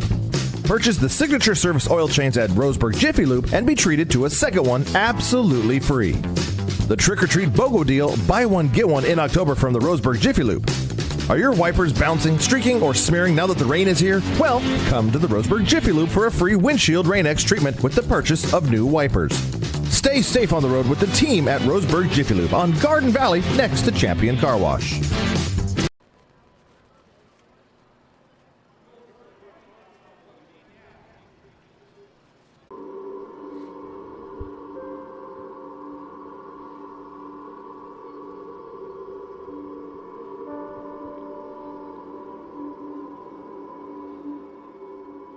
Well, we welcome you into tonight's halftime show. Roseburg and Sheldon from Finlay Field here on the campus of Roseburg High School. Joey Keyran here with you. Joining me tonight has been Clayton Brelage.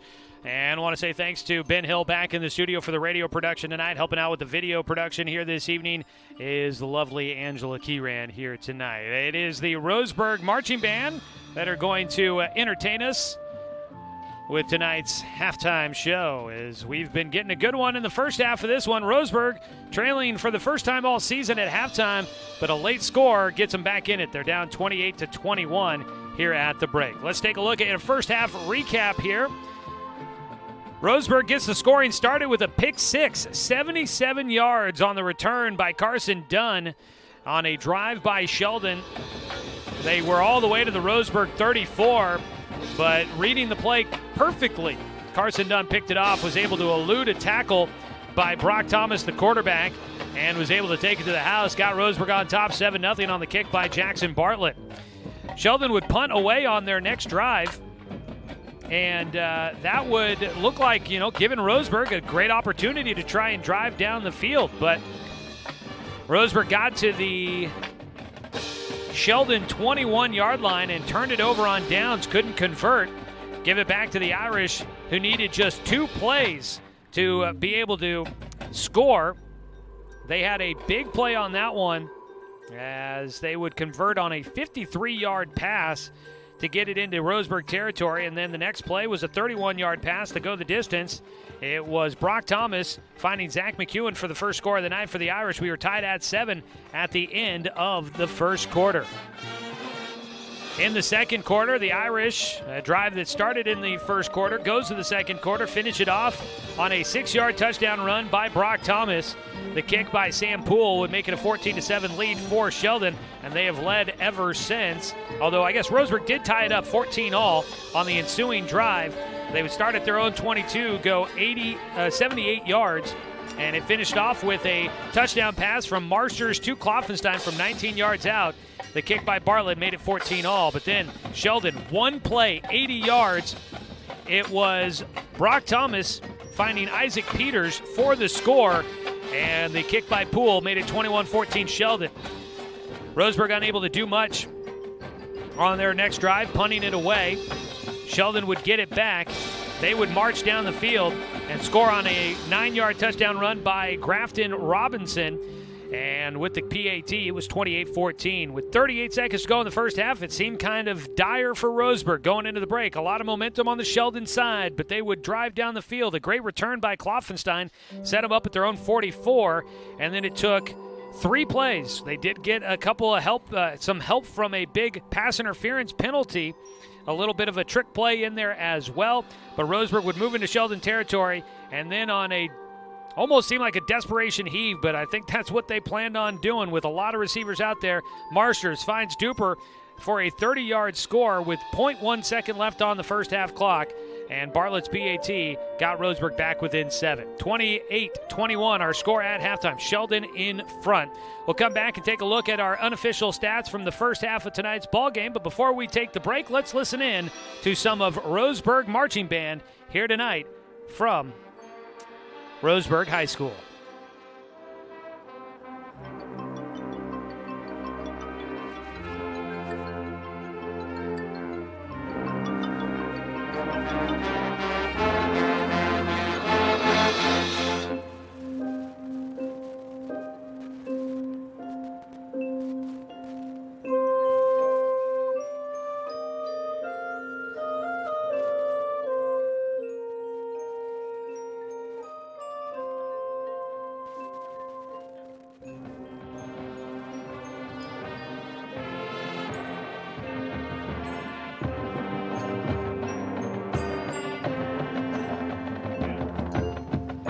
That is the Roseburg Marching Band here at halftime. We'll take a break. When we come back, we'll get a look at individual stats. We'll also try and take a look at some of the scores from other games going on around the Umpqua Basin here tonight. Your halftime score, Sheldon 28, Roseburg 21.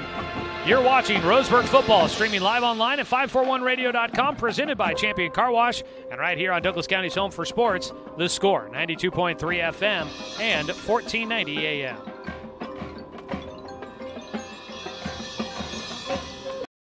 Hey there, sports fans. Thanks for watching this local sporting event online at 541radio.com.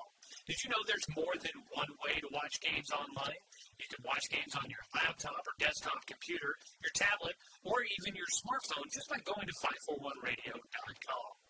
But we also use YouTube to stream all of our video broadcasts, which means you could be watching this game on your big screen TV with a number of different streaming devices. You can stream our live YouTube broadcast through your PlayStation or Xbox gaming device, or through streaming devices like Google Chromecast, Apple TV, or Roku. There's plenty of ways to follow this live local sporting event. Plus, you can find past events archived on 1490 The Score's YouTube channel. Find us on YouTube and subscribe today to keep up with the latest in local sports coverage.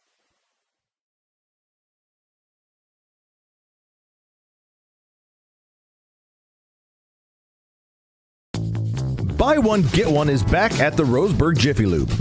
Purchase the signature service oil change at Roseburg Jiffy Lube and be treated to a second one absolutely free. The Trick or Treat BOGO deal, buy one, get one in October from the Roseburg Jiffy Lube. Are your wipers bouncing, streaking, or smearing now that the rain is here? Well, come to the Roseburg Jiffy Lube for a free windshield Rain-X treatment with the purchase of new wipers. Stay safe on the road with the team at Roseburg Jiffy Lube on Garden Valley next to Champion Car Wash. Get ready to satisfy your dessert cravings with Mountain Mike's new mini churros. These delicious bite-sized churros are the perfect dessert to pair with your favorite Mountain Mike's pizza. Made with only the freshest and finest ingredients. Dough made fresh daily with 100% whole milk mozzarella cheese, and toppings to the edge. For limited time only, get 16 mini churs for the whole family for only $4.99. Don't wait. Order yours today for dine-in, carry-out, or delivery.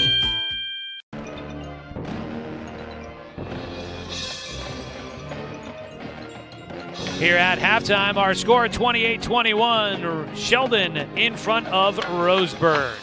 Starting to sprinkle a bit here tonight as we are at the halftime break. We'll see how that plays into things coming up for tonight's second half. Well, let's take a look at some of your first half statistics from tonight's ballgame. These are unofficial because sometimes I forget to write things down as they're happening in the game, but I think I do all right. I've gotten pretty good at it here over the last couple of years. First half, 200 yards in the air for Brock Thomas and the Sheldon Irish. Got him at 200 yards on the nose. 8 for 15 through the air, 2 touchdowns, 1 interception for Thomas.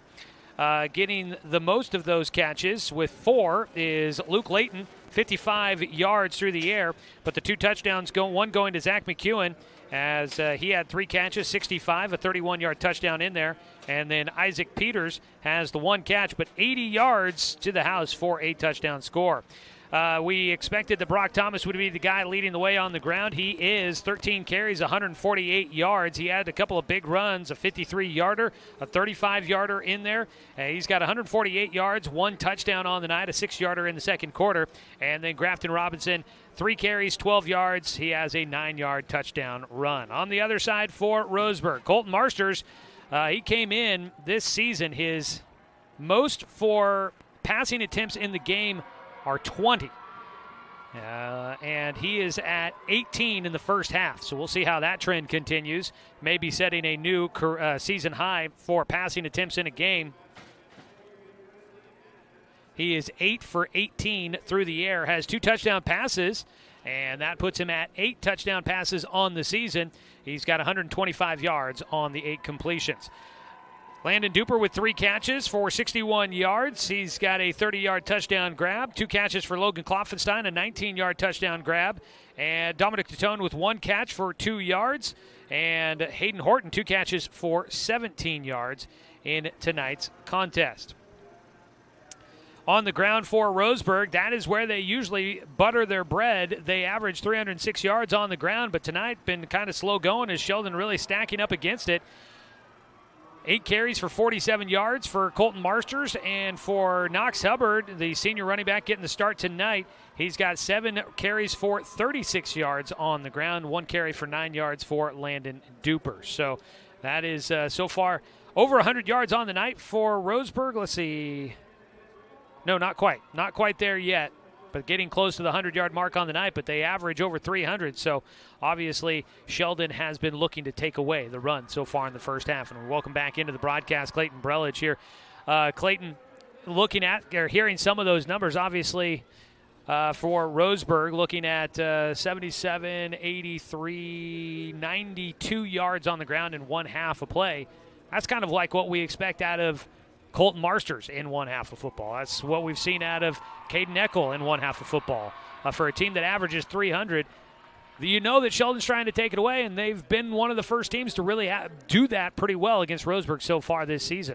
Yeah, they've got big boys up front, and so they're stacking the box. They're bringing extra pressure off the sides, so they've done a great job trying to contain Colton Marsters and Knox Hubbard.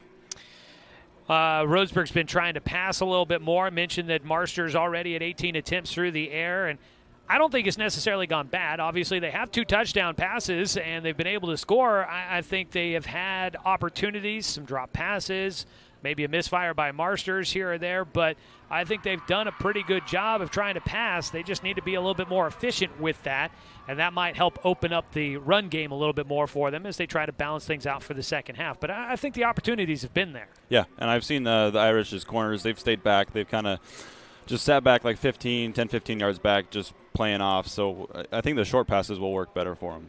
And they, I watched them doing a lot of that during practice here this week, so we'll be seeing what they continue to try and do as they make their halftime adjustments. Meanwhile, Sheldon, Brock Thomas, everything he was advertised coming into it, the young man can do it with his arm and his leg, but that's the other thing. Roseburg might be thanking their lucky stars a little bit that some of the passes by Thomas and his receivers haven't quite connected as well. And there have been opportunities there for the Irish in the first half that could have led them to maybe a little bit more comfortable lead than a 7-point at halftime here. So Roseburg definitely has to sharpen up some things with their secondary in the second half as well. Yes, the big thing that has hurt us is those big plays. And the QB power they've been running, they've been getting that right guard pulled out. We've definitely got to fight through some couple blocks and get to him. So we'll see what the halftime adjustments look like for Roseburg and for Sheldon as well. The Irish obviously looking to try and stay in the hunt for a conference title as they come in without a loss on their record. And in conference play, Roseburg without a loss on their record all season long. So we will see how things continue on as they do announce the homecoming queen for Roseburg. We were talking, so I'm not sure the name of the young lady, but congratulations to everybody on the homecoming court down there here tonight. I believe Logan Kloffenstein told me that they named the homecoming king earlier in the week. You had a few of the football players, Kloffenstein, I believe Dominic Tatone, both on the running for the homecoming king, and a former Roseburg football player, Carson Six, also was on the court. Injuries, unfortunately, knocking him out of competition for athletics. Unfortunately, that's Six family. They a lot of great athletes there. You know Spencer pretty well there, Clayton. Unfortunately, injuries are part of the business, and they have unfortunately suffered a few of them. It is homecoming night as the homecoming queens out there on the nominees for the homecoming court out there on the field. They'll wrap it up standing out there in a little bit of a drizzle as it continues to spit just a bit here in Roseburg tonight. Second half action going to be coming up. We'll go ahead and take a break. When we come back, we'll try and get you some rundown of some scores from the world of sports here tonight. We've got high school sports going on. We got a little bit of college football, Major League Baseball playoffs as well. We'll get you caught up as we continue on with your halftime show here. Roseburg and Sheldon. It's a 7-point lead for the Irish at the break. Take a 2-minute timeout and come back with more of the halftime show from Finlay Field at Roseburg High School on 541radio.com and on the Score. 92.3 FM at 1490 AM. Get ready to satisfy your dessert cravings with Mountain Mike's new mini churros. These delicious bite-sized churros are the perfect dessert to pair with your favorite Mountain Mike's pizza. Made with only the freshest and finest ingredients. Dough made fresh daily with 100% whole milk mozzarella cheese and toppings to the edge. For limited time only, get 16 mini churros for the whole family for only $4.99. Don't wait. Order yours today for dine-in, carry-out, or delivery. The innocence of youth. Is there anything any better? But soon they'll be in high school and facing all the same challenges you faced. How to make friends, how to fit in, how to be cool. We want our children to have everything they'll need to live fulfilling and productive lives. Make sure the kids in your family are among the more than 120,000 participants here in Oregon who take part in high school sports or activities. I am a nurse, a firefighter, a college student, a mother, and I am an American soldier. I will always be ready for every storm and disaster. So we welcome you back here at the break, 28-21. Sheldon in front of Roseburg as they come out of the locker room, getting a cheer from the visiting fans on the far side. They're dealing with a little bit of the elements here tonight as it does rain just a little bit.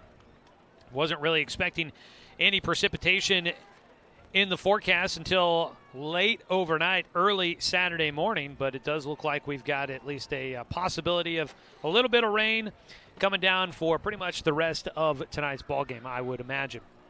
7-point game at the halftime break. Taking a look at scores from other games of note here tonight. Out of the Southwest Conference, Grants Pass is on the road at North Medford. Grants Pass looking for their Grants Pass and North Medford. This is the surprising thing here. North Medford, a good team. They've played a tough schedule, but still looking for their first conference win of the season. And let me double check here. First conference win. They are 3-3. I wanted to double check and make sure that it wasn't their first win of the season. But they're taking on Grants Pass, who also does not have a win in conference play. And it looks like North Medford, they've got the early edge in that one. Halftime 30-7, North Medford in front of Grants Pass at home at Spiegelberg Stadium.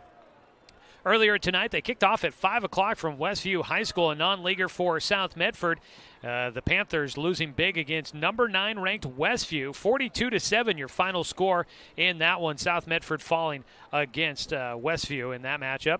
At the third quarter, down in Medford at U.S. Cellular Field, South Umpqua is taking on Cascade Christian. That one could clinch the league title for the Lancers, and they are up in the third quarter, 21-7. The explosive Lancers offense, led by my former head coach, Steve Stebbins.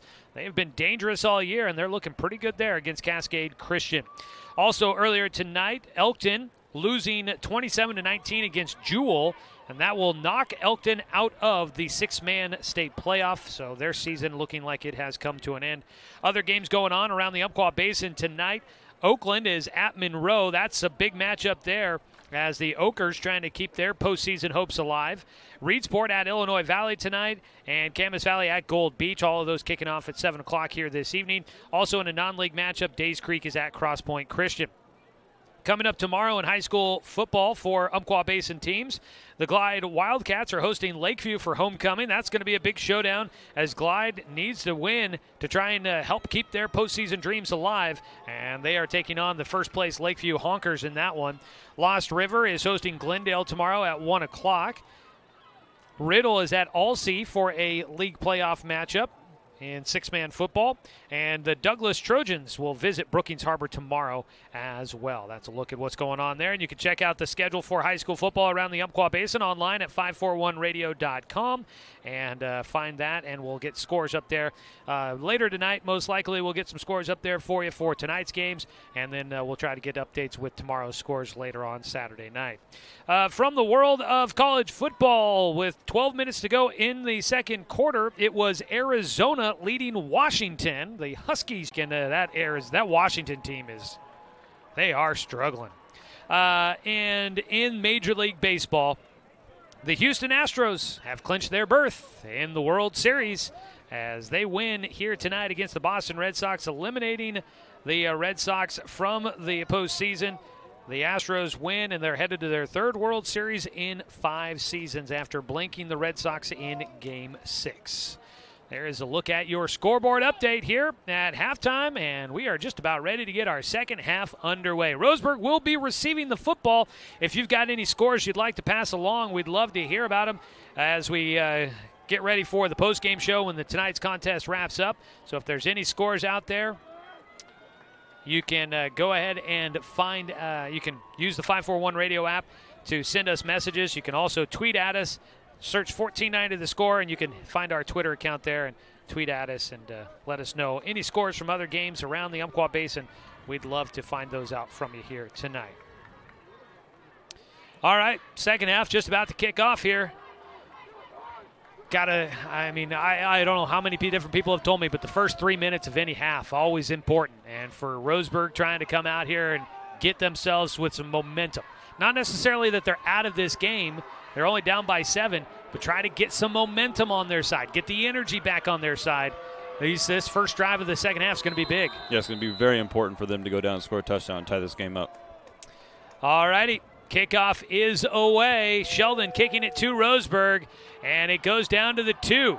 That is where Kloffenstein will have it. He reverts back to his right, up the middle on the hash mark. Almost slips through one more tackle, and he will get a huge return, taking it out to the 40-yard line. And Logan Kloffenstein, after a return that set him up on that final drive of the first half, and got Roseburg a chance to score before the halftime break. Kloffenstein comes out and sets up Roseburg at their own 40-yard line to start the third quarter. And we mentioned some momentum. That might just be one for them there.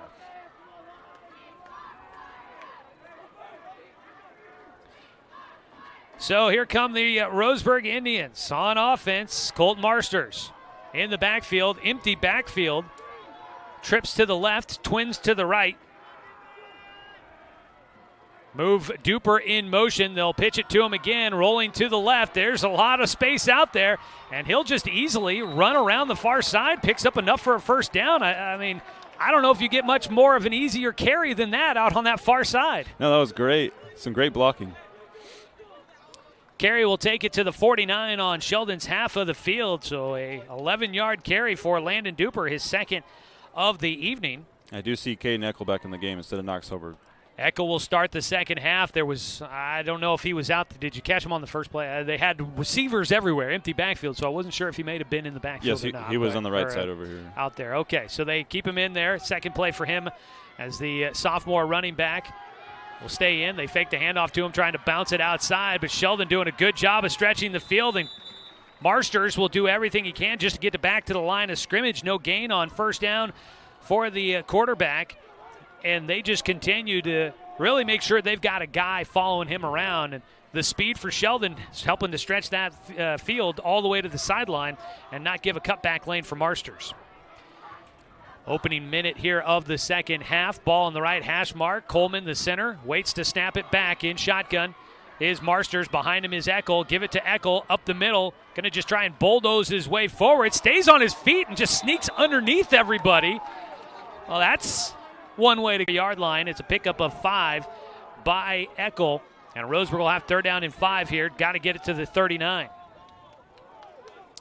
First official carry, I believe, of the night for Eckel. He did get the pitch on that little hitch play, the hitch and ladder that they ran earlier. Shotgun snap, fake the handoff. Marster's going to run it left side. Things open up. He's into the secondary. He eludes a couple of men, cuts it back to the near side. Look out. Here he goes. Touchdown. Colton Marsters, and Roseburg a PAT away from tying this one up here early on in the third quarter. And that is what we have seen from Roseburg. Excuse me here, playing the wrong replay for those that are watching online at 541radio.com. That was the interception early on. We were trying to figure out how many yards it was exactly. We'll have the replay of Marsters' touchdown run from 44 yards out. And the PAT here from Bartlett is no good, wide right. And it'll stay Sheldon in front. But Colton Marsters, a 44-yard touchdown run. And Roseburg back into this one, trailing by 1. And Sheldon will get the ball back here quick. Only a minute and a half ticked away in this one. Let's go ahead and we'll keep it right here. I wasted enough time talking there and playing the replay, so we'll keep it right here and hold on to our commercial breaks for the rest of this second half. Opening drive, so we wanted to set the tone. I think that's a pretty good one as the rain continues to pick up here at Finlay Field. You got to like it. Looked a bit more like the offense we've been used to from the Roseburg Indians. Yes, that was a much-needed touchdown. Great momentum shift. I think that if we keep playing like this, we got a good chance. So a 1-point game in favor of Sheldon with the PAT missed. 10:23 to go in the third quarter. Thanks, everybody, for tuning in and following the action with us here on 541radio.com and on our YouTube channel, 1490 The Score. Streaming of Roseburg football is sponsored by Champion Car Wash. We thank them for their sponsorship here for the rest of this season and into the postseason. Roseburg has clinched a playoff berth for the first time since 2014. They are looking for their first conference title, and they're back into this ball game. The kickoff will go out of bounds, and Sheldon will get good field position to start out on their first drive of the second half. Tonight's game and Roseburg football is sponsored by Cascade Community Credit Union, belong to Douglas County, and by DC Farmers Co-op, where everyone is welcome to shop. So the Irish with the football out at the 35-yard line. After the kickoff goes out of bounds.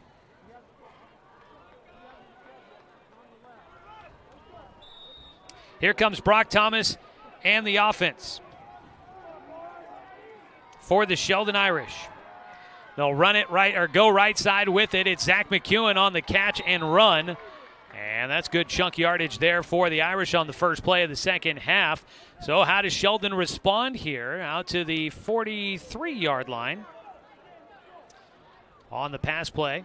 That is a pickup of 8 yards on the first play of the second half for the Irish. Gonna roll to his left, out around the edge, has the first down into Roseburg territory and out at the Roseburg 40-yard line on the pass, or the run there on the keeper for Brock Thomas. And he just did kind of like what we saw out of Duper on that opening drive by Roseburg. Brock Thomas just had an easy lane to the sideline, stretched it long enough to take it into Roseburg territory. They'll get all the way to the 39 on Roseburg's half of the field. Irish is definitely moving the ball a lot faster in their hurry-up offense. They're not huddling as much. 18 yards on the carry there. In shotgun, Thomas with Robinson to his left. Hands it off to the junior running back, and Hayden Snyder there to get some hands on him. Still has him on his feet. They haven't blown the whistles yet. Now they finally do. His forward momentum took him all the way to the 38, but they let the play go all the way back to the 43 before they finally blew it dead. A little surprised by the lack of the whistles there. The pass or the run play will go for 1 yard for Robinson.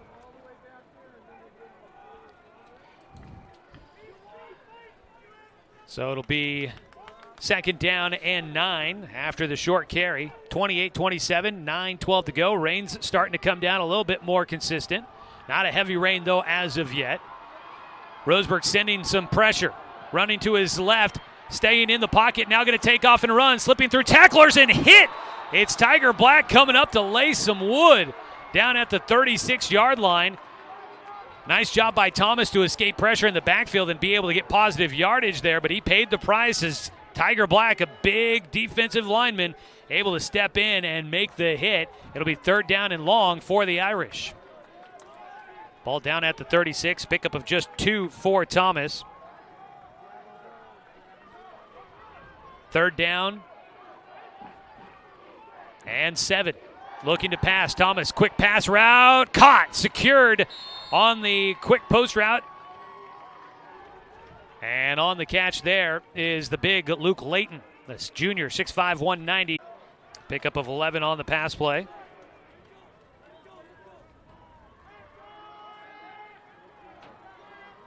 Set up with Robinson to the right of Thomas in shotgun. Low snap, pulls it up, rolling to his right. Going to try and run it himself. Finds the blocker seam across the 20.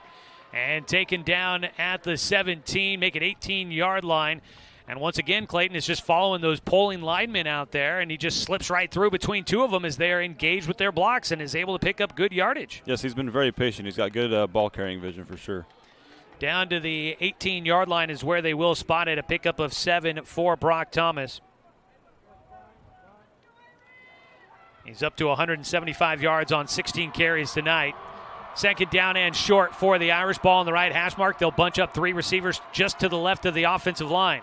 Handed off up the middle. Robinson, things open wide up for him. He's down to the 10. They'll have first and goal for the Sheldon Irish. And after Roseburg came out and made a statement on their opening drive, Sheldon is responding right back as they march it down the field. We'll have first and goal from the 8. That is a pickup of 10 on that second and short run by Grafton Robinson, excuse me. First and goal for Sheldon, leading 28-27. Down to 7 minutes to go in the third quarter. Roseburg needing to get a stop after fighting to get back within 1.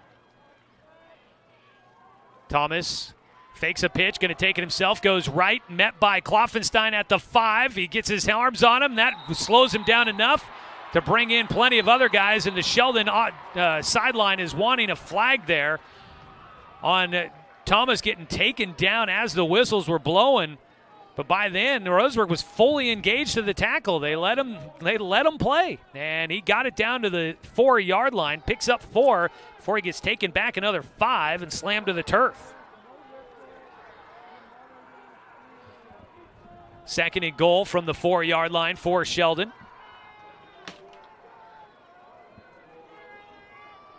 Thomas with Robinson to his right. One target to the left side of the formation. That is Keegan Line. Handed off. Robinson tries to sidestep in the hole. He tried to bounce it outside. Went right in the middle. Tried to jump step out to the far side. And it wasn't there. He got pulled down at the 5-yard line. They'll lose a yard on the tackle for loss. And Roseburg's defense comes up with a big stop there. That was played perfectly by James Coleman. Stayed right in the spot and made a great tackle. It'll make it third down and goal from the 5. We know that they've got a good kicker for this Irish team. Dropping back to pass. Thomas looking left, has a man open in the end zone. Pitch and catch, touchdown Sheldon. There's a penalty flag. It is Zach McEwen on the catch. But a penalty flag. It's right in front of the line of scrimmage. Or, excuse me, in front of the end zone. And Thomas throwing up his hands. Going to call a pass interference on the offense. So they might have done a 15-yard penalty from the 3 where the penalty flag was. 3rd down and goal from the 18. Looking to pass. Thomas, pump fake once, going to the end zone. Carson Dunn. Oh, a penalty flag out. I thought he played that pretty well. That was great coverage. He was just there stride for stride with Luke Layton. And as the pass came, it hit him in the back. There's no penalty for face guarding in high school football. And the crowd is letting the officials hear they're not happy with that. And a penalty flag out now on Roseburg's sideline. Coach Heiberger not happy with the call, and this is going to be another penalty against Roseburg. Going to be a sideline penalty here. Foul penalties against Roseburg. I thought that that Carson Dunn was in perfect spot. I mean, he was just running with him, wasn't grabbing him. Just the ball hit him in the back as he was right in front of the receiver. Yeah, I don't think you could have played that any better, really. And so they're going to have the penalties against Roseburg here. We'll just wait and find out where they spot the football. It was at the 18. Pass interference and the sideline penalty. We'll count it off. It'll be 3rd down again for the Irish. And the football is going to go down.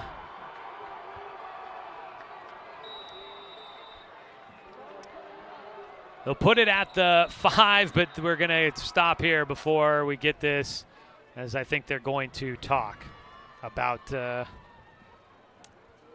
where to spot the football.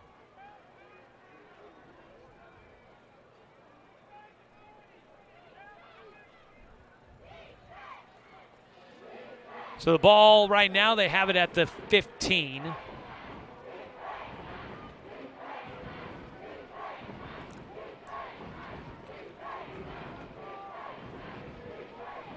Crowd is getting into it. Good to hear here in the 3rd quarter for Roseburg. It's a 28-27 ball game. Just waiting to figure out where we're getting things going here.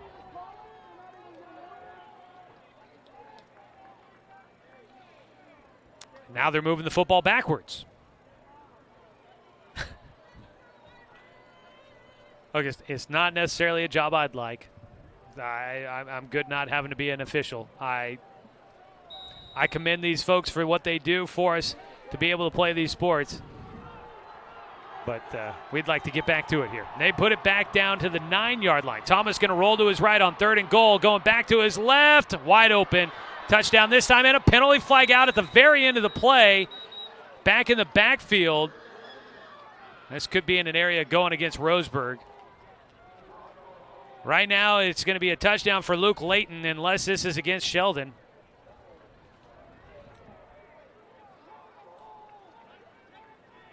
And the call is touchdown good, Sheldon. And they're going to do a personal foul. I don't even know what he signaled there. Maybe roughing the passer, I'm not sure. I think that might have been the call. I'm not sure. It's a touchdown pass from the 9-yard line is where they ended up spotting it. That was a very not clean sequence of events there. So the touchdown pass from Thomas to Layton from 9 yards out. It's 34-27, and here comes the PAT for Sam Poole.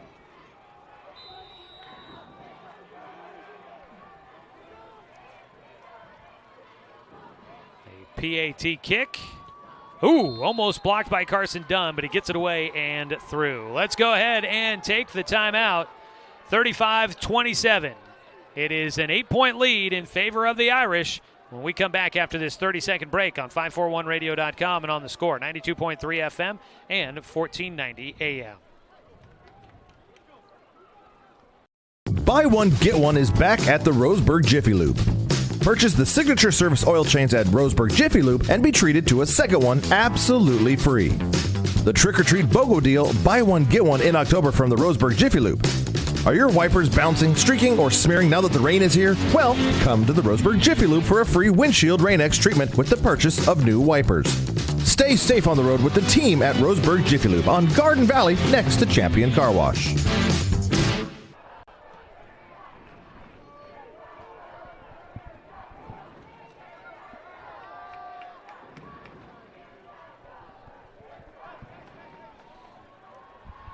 .5:19 to go in the third quarter. Roseburg trailing against Sheldon. Sheldon, after the penalties on the touchdown pass, Sheldon will get the kickoff from the Roseburg 45. So Sam Poole with his big boot will probably send this one into the end zone, I imagine, unless they try to go for something a little tricky here. He will kick this one almost through the uprights. Kid's got a big boot there. So Roseburg will get the football on the touchback. And they will be down 35-27. And down by 8. That missed extra point for Roseburg could be something to, I mean, it's going to be something to watch. We're still early on in this ball game. So we'll continue to see how that maybe comes into play if Roseburg tries to go for two, if they get a chance to score here in this third quarter, if they maybe save that decision until later in the ball game. Roseburg will have it at their own 20-yard line after the touchback by Poole. They'll move a man in motion from left to right, fake the handoff, looking to pass. Looking downfield, the Marster's going to tuck it and run. He won't get back to the line of scrimmage. I think made the decision a split second too late to try and tuck it and run. He had a nice open hole in the offensive line, but wanted to try and pass and held on to it a little bit long. If he had tucked it a little bit sooner, might have had a chance to escape. Yeah, I think so. Taken down in the backfield. A sack for Sheldon, back to the 18 for Roseburg, losing 2 yards on the carry. Marsters will set up in the pistol with Eckel behind him. Linebackers creeping in on the line of scrimmage. Kloffenstein in motion. They'll run the option. Pitch it to Kloffenstein. Runs right side. Slips through but couldn't keep on his feet. He'll get out to the 21, 22-yard line. We'll see about where he finished up. And they'll put him down at the 22-yard line for Kloffenstein. Picked up 4. First carry of the night for Logan. And Roseburg now facing 3rd down and 8.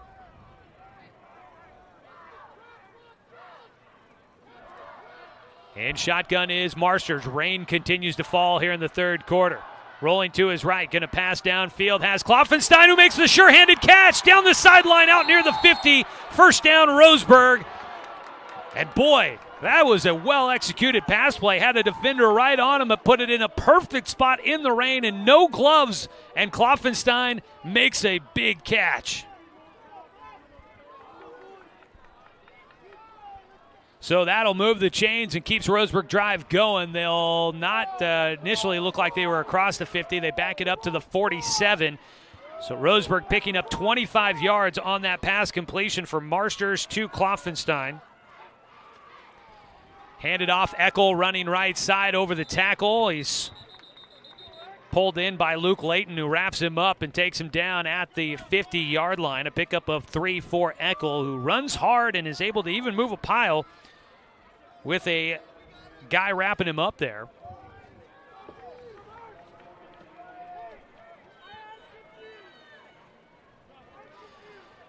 First down, it'll be second down. No.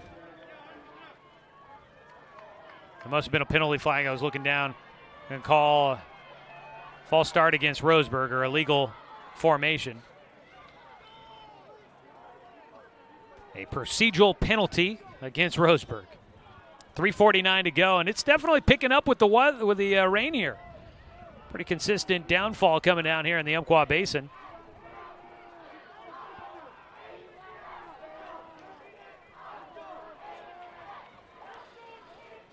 So trying to wait for him to spot the football here. They will put it down at the 42. So it wasn't a run to the 50. It'll instead be a penalty by Roseburg. And it backs them up 5 yards to their own 42-yard line. Fake the handoff, pass out into the flats. It's Kloffenstein with the catch. Racing, gets a block from Duper, and a penalty flag is out. And Kloffenstein had gotten close to the sticks, was probably a yard or two shy, but Duper going to get called for the penalty on the far side for holding, and it's pretty much going to be my guess here.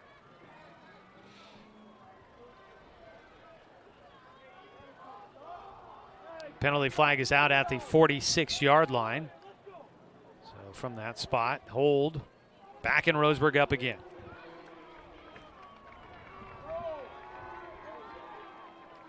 So they did gain a couple of yards on the play out to the 46 from the 42, but then back it up 10 yards from there.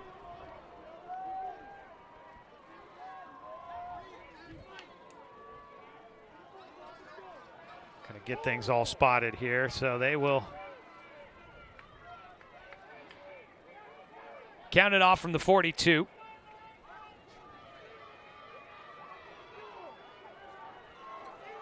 The ball will go back to the 36. Roseburg moving backwards. Still first down.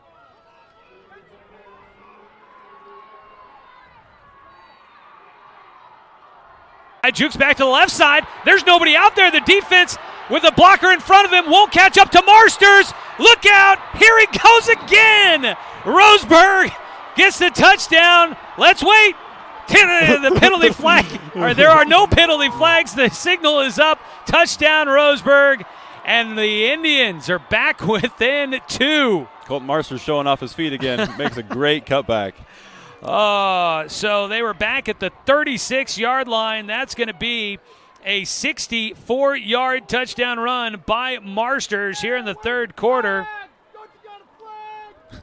And that'll make it a 109 yards on the night for Marsters. Most of it coming on that 64-yard carry. The PAT unit is out, so Roseburg not going to try and go for the 2 just yet to tie it up. They'll stick with the kick. Jackson Bartlett missing wide right his last time up. Dominic Titone, the holder. The kick is away, and it just sneaks over the uprights and through. Well, Roseburg gets back within 1 again, 35-34. We expected offense. The over-under, I think we're going to hit the over. Let's take a 30-second break, come back with more of the action on 541radio.com and on the score, 92.3 FM and 1490 AM. Get ready to satisfy your dessert cravings with Mountain Mike's new mini churros. These delicious bite-sized churros are the perfect dessert to pair with your favorite Mountain Mike's pizza, made with only the freshest and finest ingredients, dough made fresh daily with 100% whole milk mozzarella cheese, and toppings to the edge. For limited time only, get 16 mini churros for the whole family for only $4.99. Don't wait. Order yours today for dine-in, carry-out, or delivery. That's awesome. Well, here comes the kickoff after another lightning play by Colton Marster. 64 yards to the house. He has his first rushing touchdown of the night. First rushing touchdown of the evening for Roseburg, but now 16 rushing touchdowns on the season for Marsters. For Brock Thomas, he also now with 16 after his first half touchdown that he had in this one. 35-34 our score. Kickoff is away. A short one to the 30. Taken there and wrapped up. Taken out of bounds by the up man, Caden Lehman, the senior, receiving that football and takes it to the 33-yard line. That is where Sheldon will have the football with 3:26 to go in the third quarter. We've had ourselves a ball game here tonight. The rain's coming down, making a little bit interesting conditions here for the second half of this ball game. Roseburg coming out, driving down, missed the PAT, had a chance to tie it. Then Sheldon drove down, they score. Now Roseburg comes back, and they're back within 1. Brock Thomas going to take it himself. He is swallowed up by Hayden Snyder, It goes to the 34-yard line. That's a pickup of 2 on the carry by Thomas. And now here's Roseburg's chance. Got to be disciplined here. Need a stop against Sheldon. Cannot let up the big play. 2nd down and 8 for the Irish. Twins to either side, and the backfield is Robinson to the right of Thomas. They check the sideline. Roseburg not looking like they're sending much pressure. Fake the handoff, thrown over the middle, wide open for Robinson. He is hit by Marsters, and then taking him down is Steinacre. He hits him hard, but Steinacre, the linebacker, let the running back right through the middle, and you saw that one coming. Robinson looking for it all, or excuse me, Thomas looking for it all the way, and Robinson there, an easy pitch and catch right over the middle. Yeah, the middle has definitely been a soft spot for the Roseburg defense tonight. That is a pickup of 16 through the air to Robinson. His first catch. Running now left side. Thomas gets across the 50 before he is taken down. Tackled at the Roseburg 47-yard line. Pickup of 3. 2nd down and 7.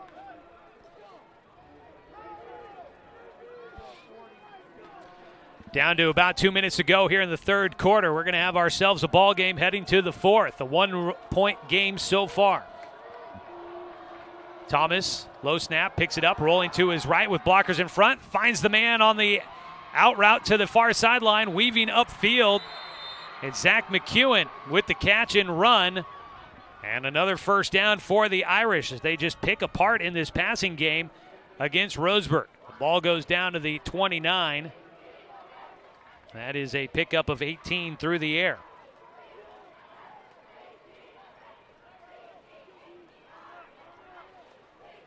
McEwen with his 4th, can't make it 5th catch of the night. Shotgun rolling to his left. Thomas, pressure comes, beating his man with Silas Kincaid, and he's able to get into the backfield and sack Brock Thomas. He goes down. They take him back to the 35-yard line. Silas Kincaid coming up with the big stop. Kincaid last week 5 tackles with a tackle for loss and a big one there for Roseburg, setting up 2nd and long. Losing 6 yards on the carry. Looking to pass, they dump it out into the flats to Robinson. Kloffenstein spins him towards the sideline and throws him out of bounds at the 31. It'll be 3rd down and 11 for Sheldon. And Roseburg coming up with some stops, but you got to figure Sheldon's deep enough into Roseburg territory. I think they may continue to try and go for it here. 3rd down and 11 from the 31. A pass completion for 4 yards. Much the same route. Nobody in the backfield to help block. Up the middle goes Thomas. Breaks free to the 25. Slips a tackle. Out of bounds right near the sticks. And where are they going to give him? They give him a great spot on that one. And they're going to say 4th down, though. Right to the 20-yard line on the run. A pickup of 11 for Thomas. And it is 4th down and inches for Sheldon. Can Roseburg come up with a big stop here? In shotgun is Thomas. They check the sideline here with 53 seconds to go in the third quarter. Shotgun snap. Thomas just going to take it up the middle. He's got it. He'll get the necessary yardage to move the chains down to the 17. Picked up 3 when they only needed half a yard. Nearing 200 yards on the night is Brock Thomas. Down to 48.5 seconds to go in the third quarter. So clock stopped to move the chains. Stretch it out to the... Well, actually, they'll only give him the 18, so make it a 2-yard pickup on that carry for Thomas.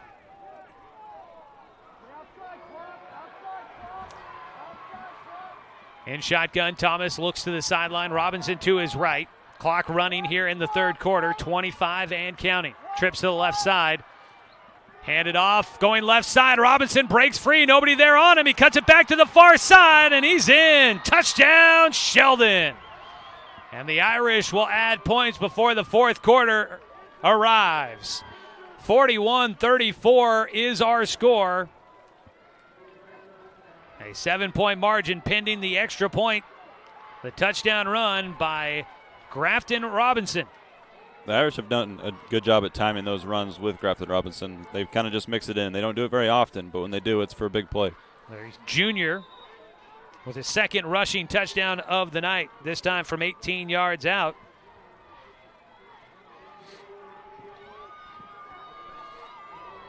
A right-footed kick from Sam Poole. Flag is out as the PAT was kicked, but they may have to redo it here. Trying to stretch it out to a possible 2-score lead.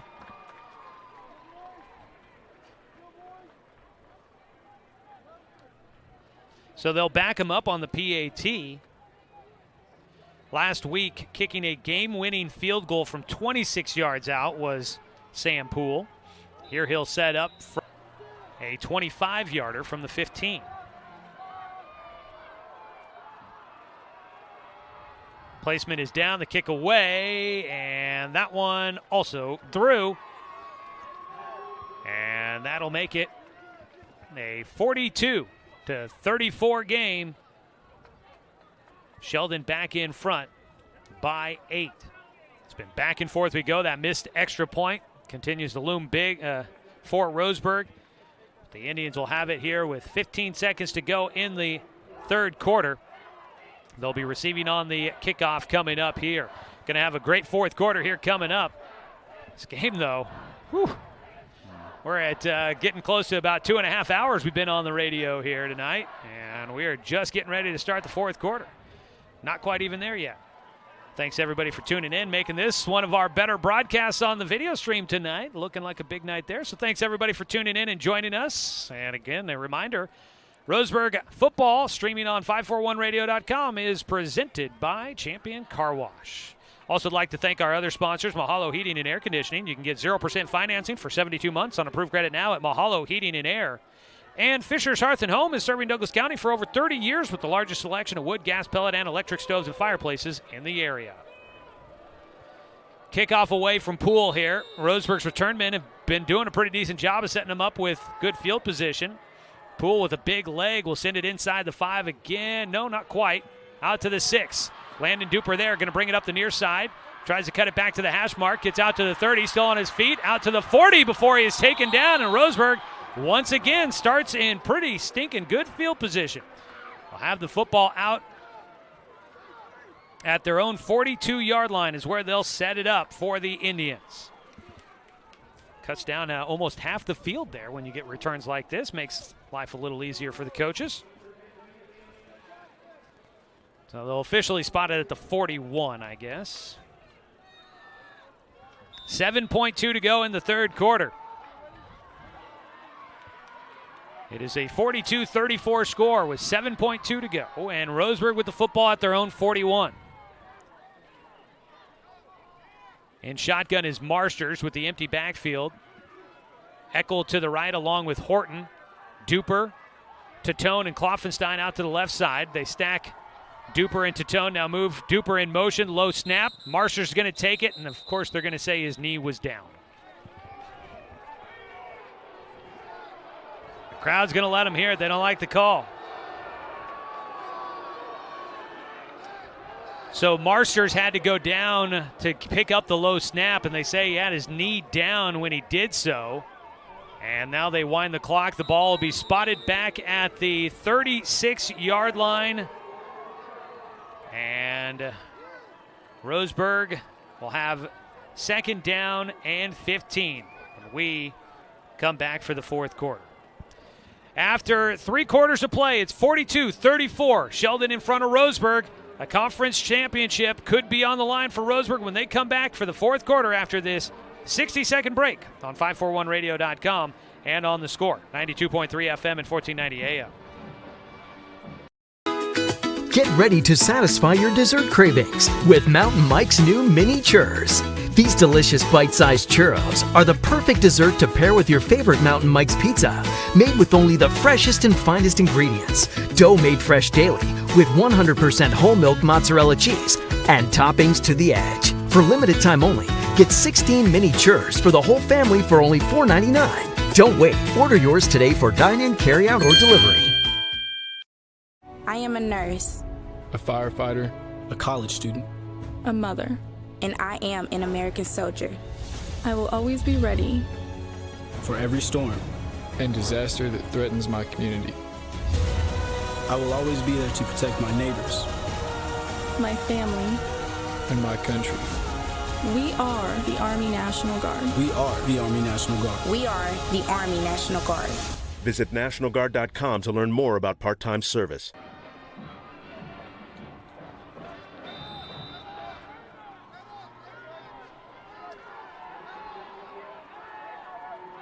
Final 12 minutes on the board for tonight's contest. Roseburg and Sheldon. It is an Irish 8-point lead, 42-34, as Roseburg will have second down and 15 to start the fourth quarter.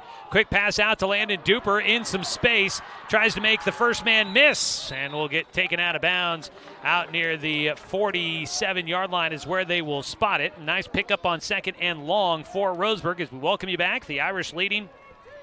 They've been leading most of the second half. After Roseburg missed a PAT, they've held on to their lead that they had at halftime. That pass completion for 11 yards out to Duper. We'll make it third down and 4 for Roseburg.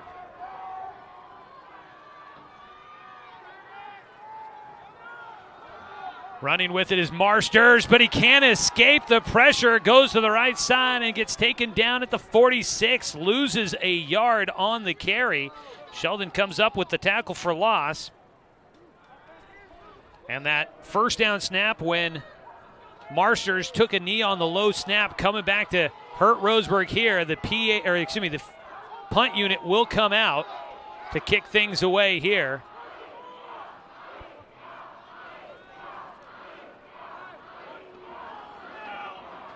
They're missing somebody on the punt team for Roseburg. The late man will run on for the Indians. They got to get it snapped here, although penalty may not be the worst for them. And Marsters is actually out there in shotgun. They might have been trying to draw the Irish off sides, and Roseburg will take a timeout. Here in this second half, the Indians will burn one here in the fourth quarter, first of the second half. Fourth down is coming up. They've got 5 yards to try and make up. Well, as we get the fourth quarter underway, let you know tonight's game brought to you by Flyaway Travel. Contact their travel experts for your travel plans, now located at 1445 West Harvard Avenue, or give them a call at 672-5701. And by Roseburg Honda. If you've been waiting for the right time to get that new car, well, the wait is over thanks to the Honda Mash Sale at Roseburg Honda. For 2 days, every single vehicle is on sale. Save big October 29th and 30th. And if you are looking for a full recap of tonight's ball game, don't forget to check out the News Review. They'll have their Sunday edition coming out, filled with all sorts of sports highlights from today's games, tomorrow's games, and everything else that's been going on in the world, including college football coming up tomorrow. That's the News Review. Pick it up on a newsstand on Sunday, or check out nrtoday.com. Get a subscription to be able to check out all of the latest highlights from around the sports world here in the Douglas County. So it's fourth down and 5 for Roseburg. Marsters in shotgun. Now they shift to Gillespie going back to punt. And he will kick it away. The kick goes deep. Robinson will let it bounce. That ball takes a roll for Roseburg, but it won't stop. It goes 1 yard deep and settles into the end zone for a touchback. So Roseburg will kick it away. Sheldon will get it. And Clayton, here is a big chance for the Irish. They'll have 80 yards to try and cover. And a touchdown here in the fourth quarter. I'm not going to say anything's done by any means. A lot of time left to go, but Roseburg trying to stay in this one. They've been scratching and clawing for every yard they can get. If Sheldon puts one in here, it really could be a backbreaker. Yes, Roseburg defense need to stop at all costs here. So out comes the Irish offense.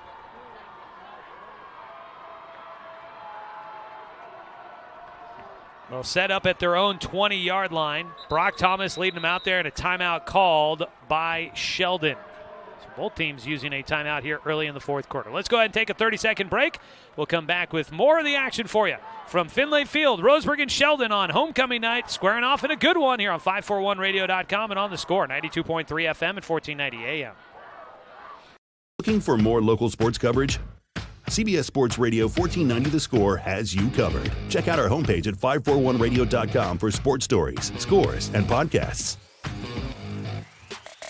And follow us on social media. 1490 The Score is on Twitter, Facebook, and Instagram. And take the station with you wherever you go with the 541 Radio app. Download the app in your smartphone's app store and get access to a live stream of the station, sports stories, podcasts, and easy messaging with the station and others.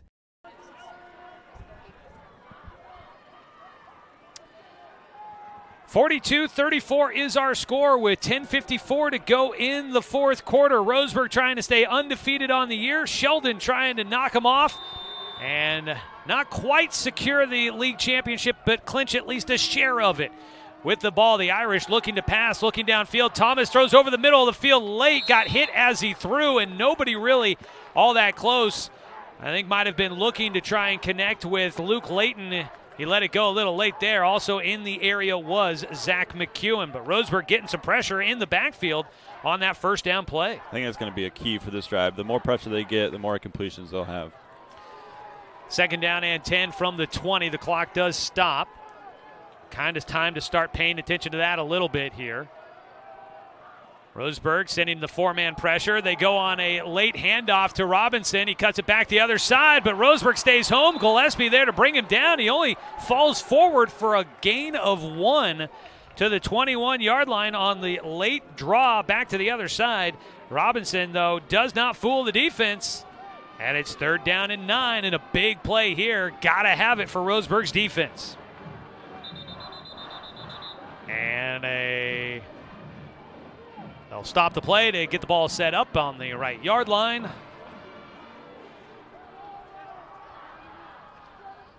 (10:21) and counting.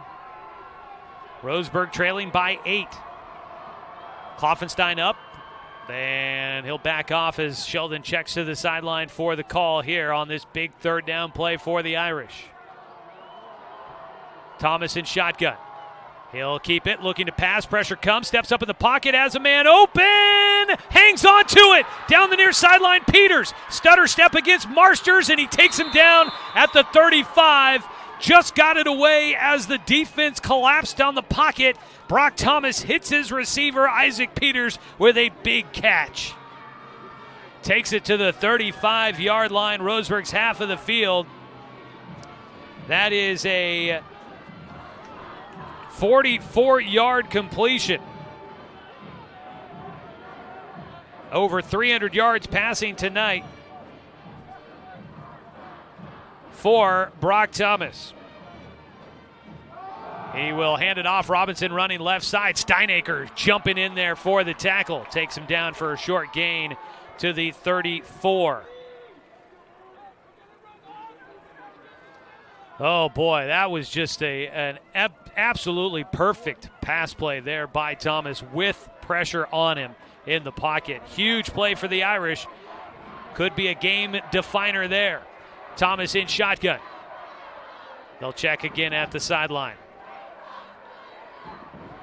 Student section trying to get loud for the Roseburg Indians. They shift the lineup just a little bit. Dropping back to pass, looking right, now back to his left, trying to set up the screen, and it's in and out of the hands of the receiver, intended for Keegan Line, son of head coach Josh Line, in his 5th year leading the Sheldon offense, or leading the Sheldon Irish. And it'll be 3rd down and 9 again.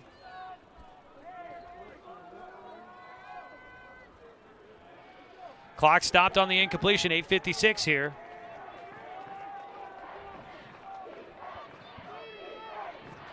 Again before the snap, Sheldon checks the sideline. 4-down territory likely here for Sheldon. 4-man front. Roseburg will send some late pressure. Rolling to his right. Thomas goes downfield. Has the open, and it's Peters again. Stutter step on the line. He goes inside the 10. It's 1st and goal, Sheldon. Eli Jacobs out there in coverage. Gets some encouragement from his teammates. He's had his hands full. Isaac Peters has been running some great routes, and he takes this one down to the 7. That's a 27-yard completion for Thomas. They'll set up 1st and goal in shotgun.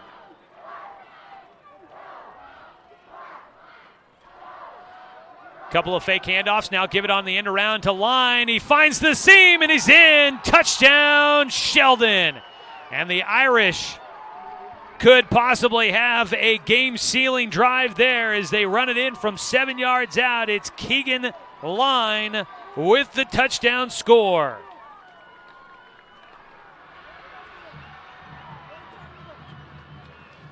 Line will take it in from 7 yards out. Roseburg now has to work their way back from 2 scores down, trailing 48-34 with 8:22 to go. Not out of the realm of possibilities, but Sheldon's offense has just been looking unstoppable here in the second half. Placement down on the PAT. Sam Poole will kick it through. And with that, it's now a 49-34 score. Sheldon in front. We'll come back after a quick 30-second break. It's been an offensive night here from Finlay Field on 541radio.com and on the score, 92.3 FM and 1490 AM. A nurse. A firefighter. A college student. A mother. And I am an American soldier. I will always be ready. For every storm. And disaster that threatens my community. I will always be there to protect my neighbors. My family. And my country. We are the Army National Guard. We are the Army National Guard. We are the Army National Guard. Visit nationalguard.com to learn more about part-time service. Fourth quarter action for you here. Thanks everybody for tuning in and joining us on homecoming night from Finlay Field. Tonight's game has been sponsored by Tim's Appliance and Mattress at the corner of Lane and South Stevens in Roseburg. 0% financing is always available. By B&D Meats, whether it's for one or for many, B&D Meats in Winston has you covered. And by Barnes Heating and Cooling, your complete energy company. Visit barnesheatingandcooling.com or call them at 541-459-1545. Now, Roseburg's going to have to rally back here in a big way in the final 8:22 of tonight's ball game. They're getting the ball going right to left on your radio dial. Kickoff, a low squib kick, and it was knocked down by Carson Dunn. He falls on top of it at the 34. Roseburg with it. 66 yards to go. They need to find pay dirt, or they are finding themselves up against a steep hill in the closing moments of tonight's ball game. Stick around for the post-game show. Might be a bit of a quicker one with tonight's game going a little longer here tonight.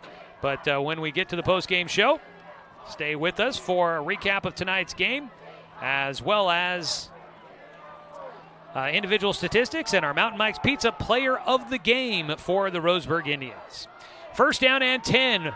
Shotgun snap for Marsters. A lot of time. Will throw. Finds Duper open at the 45. Cuts it to the sideline. He'll go out of bounds at the 47. Spun out there.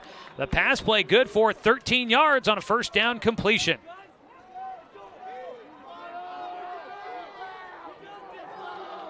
Roseburg trying to left. They'll move to Tone in motion. Left to right. Fake the handoff. Keeping it himself. Up the middle goes Marsters across the 50.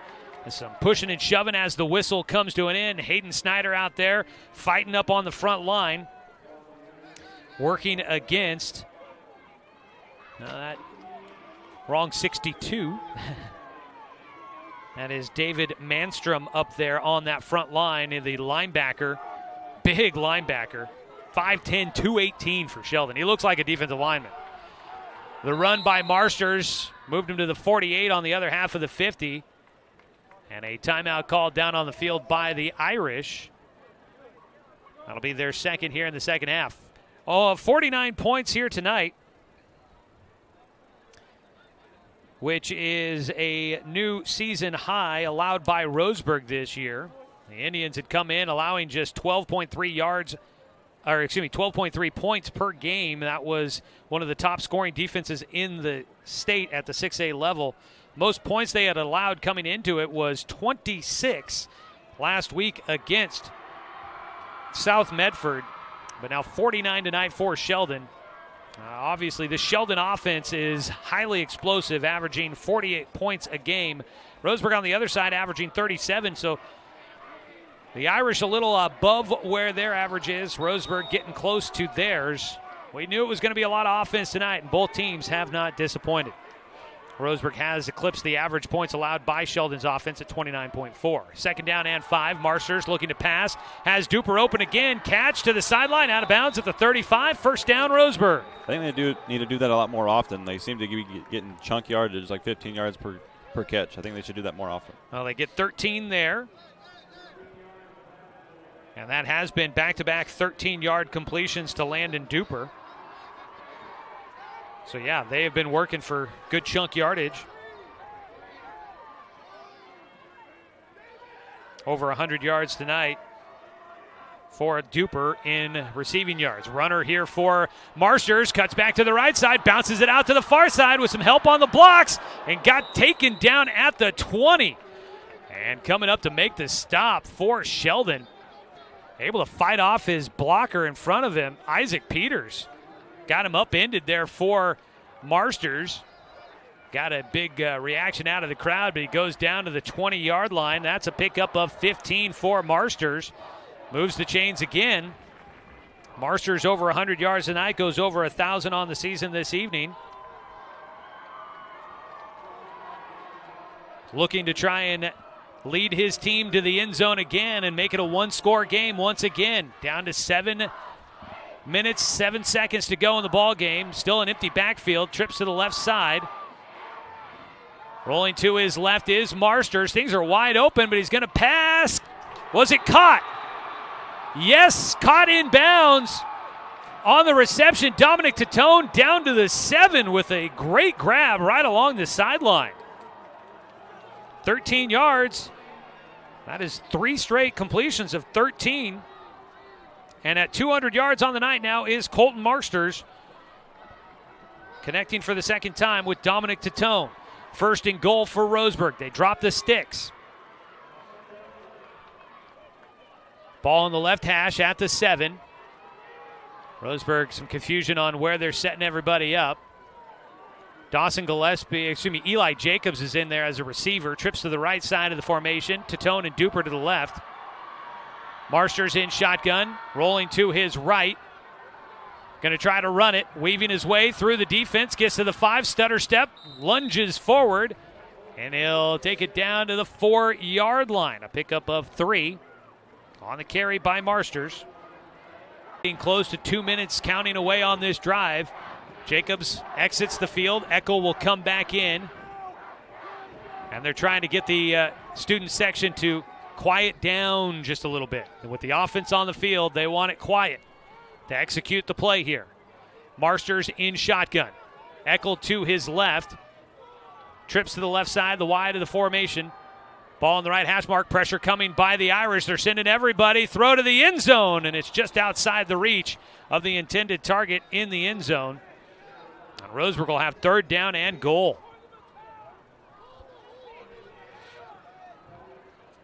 So the ball will be back at the right hash mark after the incompletion, and this no really other option here. They're going to got to be going for it on fourth down at this point in the game. You have to be.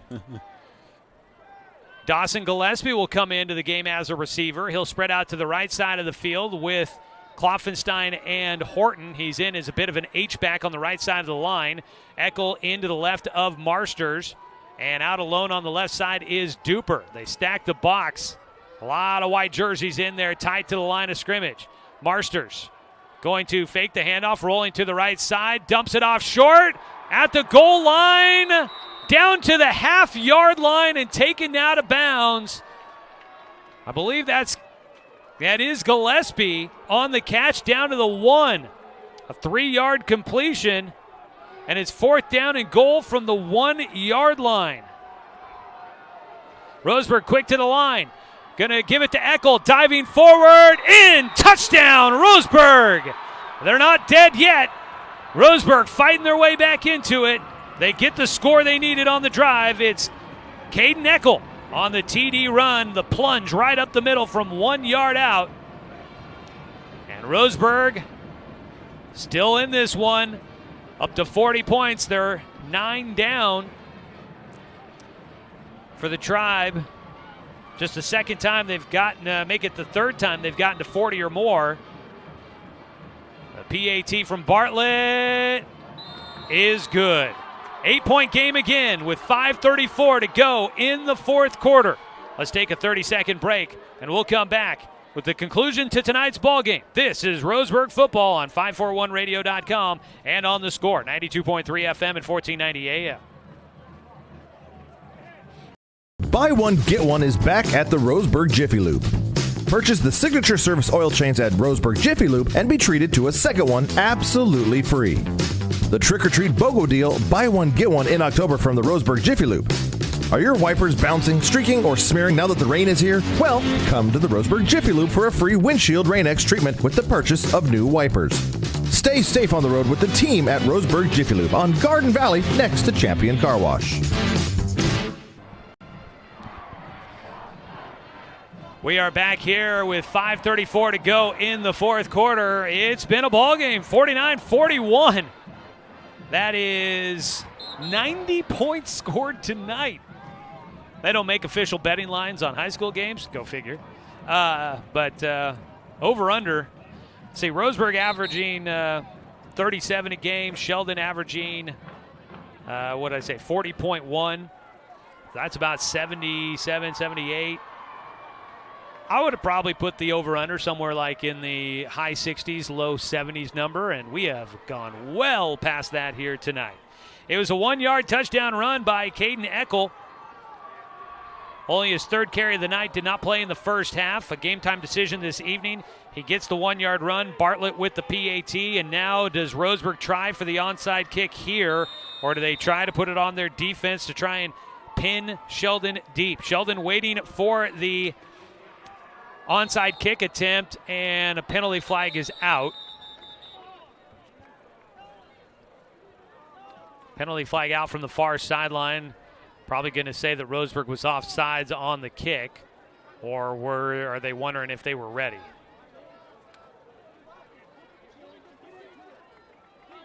They're going to call an illegal procedure on Roseburg.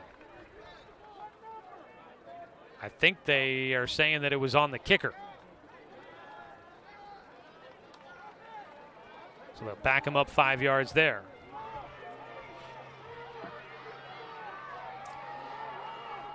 So Roseburg now kicking off from their own 35-yard line. I don't know. You think to still try and go for the onside kick? Now you definitely give Sheldon a little bit of a benefit with the ball being a little bit closer. Yeah, and the way their offense has been going, I think you just pooch punt like we have been. Or kick. And timeout by the official here.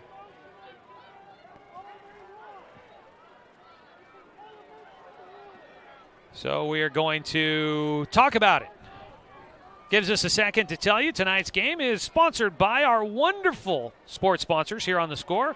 If you get a chance to get out there and support some of our local businesses as they are supporting high school sports here in the Umpqua Basin, we would appreciate it, and so would they. You can get out there and talk to Chuck Swarman Family Auto Repair. Are you ready to go where life takes you? Also, Dr. Alanson Randall. They're accepting new patients, so give them a call at 541-378-6694. And Bigfoot Beverages of Roseburg, a locally owned family business, proud to sponsor local sports and focused on community events. Without these sponsors, we wouldn't be out here doing what we do. There's been a lot of investment in equipment to be able to do the video stream, be able to do the radio broadcast. A lot of investment in that. And without the support of these sponsors, we would never be able to do it. So please help those sponsors with their business so they can continue to help sponsor Roseburg High sports and high school sports in general here in the Umpqua Basin, because it's a symbiotic relationship. We all got to exist here together. So thanks again to all of our big-time sponsors, including our pregame show sponsor, Roseburg Disposal. And I'm not sure if they've been able to do it or not, but I know that they had talked about trying to put the game on the TVs over at Mountain Mike's Pizza here in Roseburg. If they did, that's pretty cool. And if they're listening there, that's awesome. Love Mountain Mike's. We got some pizza before the game and brought it up to the booth here. And on the post-game show, we'll be naming our Mountain Mike's Pizza player of the game, who receives a $50 gift certificate to use at Mountain Mike's Pizza. And definitely you can get some good time pizza there. Still waiting on the officials to figure out exactly how they're going to rule this illegal procedure on the kickoff by Roseburg. They are currently talking with Coach Heiberger in the scenario here. The rain continues to fall in the Umpqua Basin.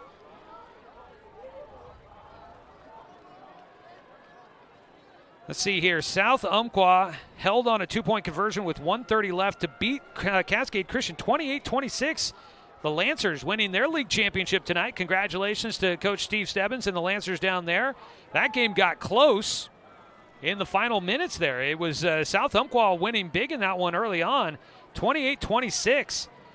That's a big win there. That's burying some demons for the Lancers. They had struggled against against Cascade Christian through the years, and they get one there back against the Challengers. And next week it'll be Sutherland. Sutherland had their game tonight canceled against St. Mary's. St. Mary's had to forfeit. They didn't feel it was safe for them to play with some injuries going on, and so St. Mary's forfeiting their game. Sutherland had an off week. They will take on Cascade Christian next week, and a win for the Bulldogs would get them, I believe, into the playoffs as the number 2 team out of that league behind South Umpqua.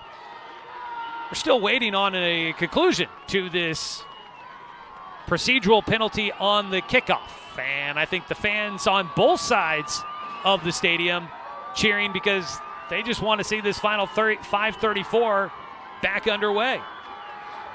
And what really sucks is the players have been standing out there in the rain for quite some time here.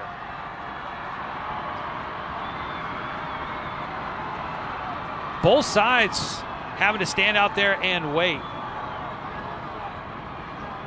And it doesn't look like they're moving the football at all, so Roseburg's going to be kicking off from their own 35-yard line.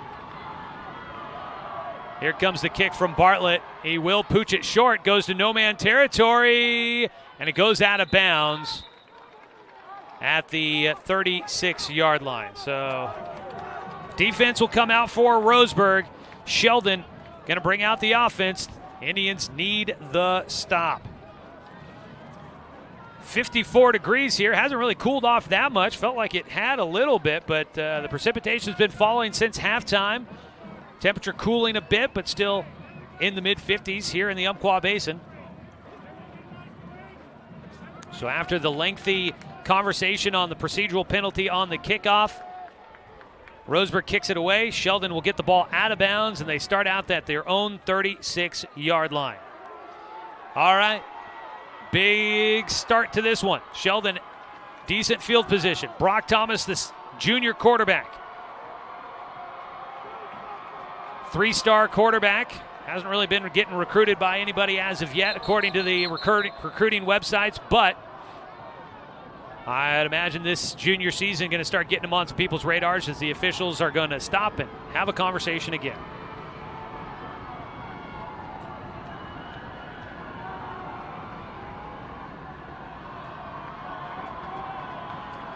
Getting close to a 3-hour ball game here, still with 5.5 minutes to go in the fourth quarter. Roseburg student section getting loud.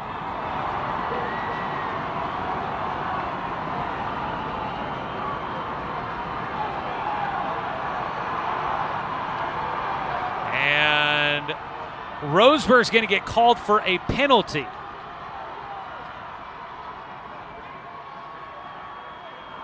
No. Excuse me, they respot the ball after the kickoff out to the 41-yard line. First down snap, handed off up the middle. Robinson going to bulldoze his way out to the 45-yard line. Will pick up 4 as Sheldon looks like they may be trying to get that clock running and start wearing off some time. And Robinson will do just that as he picks up 4 on the first down carry. 2nd and 6. Fresh football run out by the ball boy for the Irish, who's got the towel in hand to try and keep him dry. Sheldon looks to the sideline as they'll start wearing the clock down. 5:03 and counting. Trips to the left side. Robinson to the left of Thomas in shotgun. The snap. Keeper for Thomas runs left side to the 50. Going to be short of the first down yardage. Although they give him a pretty decent spot here, almost out to the 49, which would be close to the first down. And they are looking down the line. First down, Sheldon. Get to the 49 on Roseburg's half of the field. That's a 6-yard pickup by Thomas. 1st and 10 for the Irish into Roseburg territory. I can't imagine they'll be looking to pass at all here on this drive. But Roseburg could benefit from a takeaway here. Carson Dunn had the 77-yard interception return on the opening drive of the game for the Irish, but Sheldon huddling just a little bit here. So now they break to the line, trips tight to the formation on the right side. Roseburg showing some pressure. Steinacre will blitz, and a penalty flag is out. False start, Sheldon. So on 1st down and 10, they will get backed up on the penalty.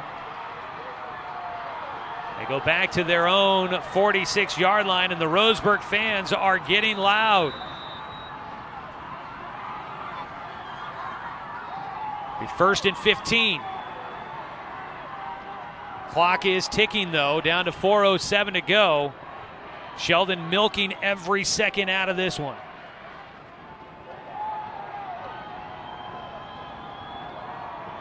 Running it is Thomas. He just goes right into the line, spins out of pressure, bounces it outside, out into the flats, and it's quarterback on quarterback. Marsters brings down Thomas out with an open field tackle. They give him to the 47-yard line. That's a pickup of 1 for Thomas. 193 yards on the night. 24 carries for the junior quarterback. In shotgun, he'll look to the sideline.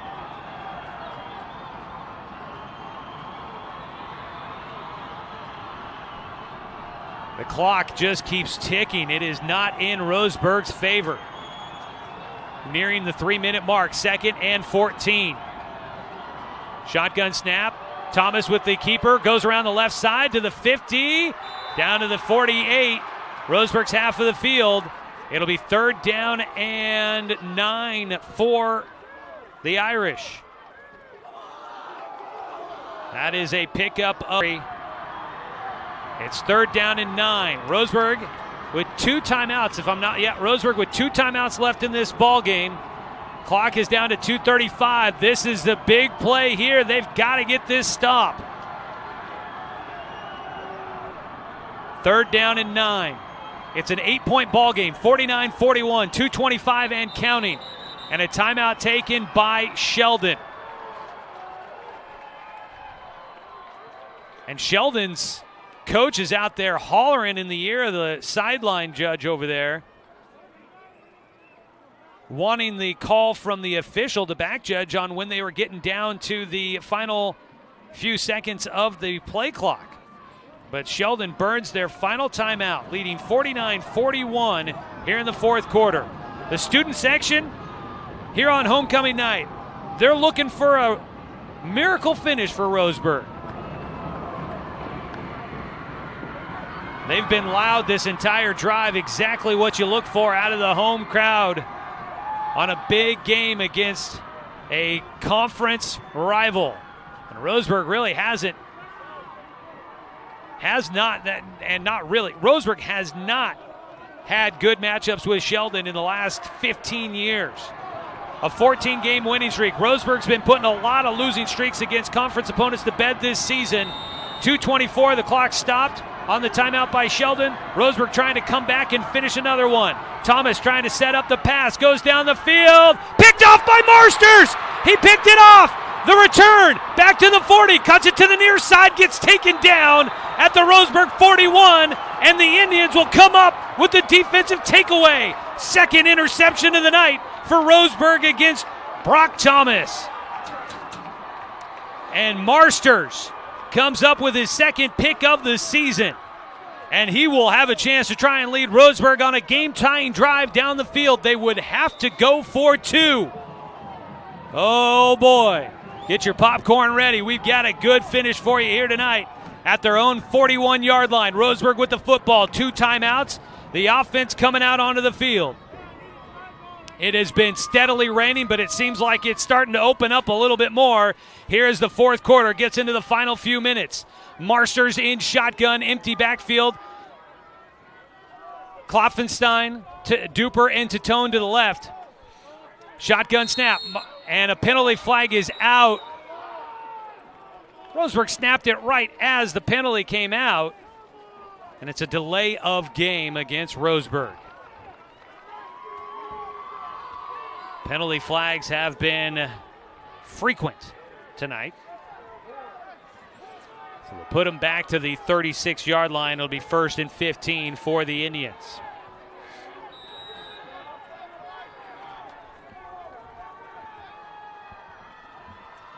The 1st and 15 play. Marsters, pressure now. He escapes out to the right.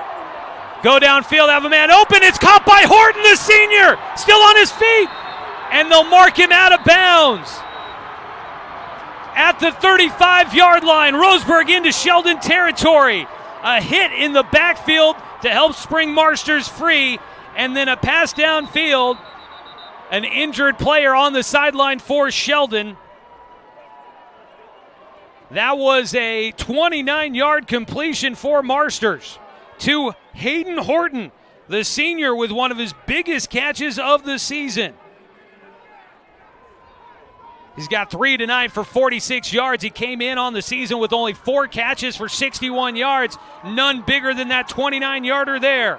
And Roseburg with 2:02 to go in the ballgame into Sheldon territory. And now suddenly, Clayton, the clock is not as big of an issue. You still obviously are facing a time crunch, but with only 35 yards to carry, you can be a little bit more open with the playbook. And you have 2 timeouts, so it doesn't matter where you go down in the middle of the field. Doesn't matter. They have to find the end zone. They have to go for 2. The 29-yard completion there puts Colton Marsters, the senior quarterback for Roseburg, at 232 yards on the evening through the air. His previous high on the season was 144. The player still being attended to on the sideline for Sheldon. Did not get his number. He got trainers out there looking at him along with Coach Josh Lyon on the ground.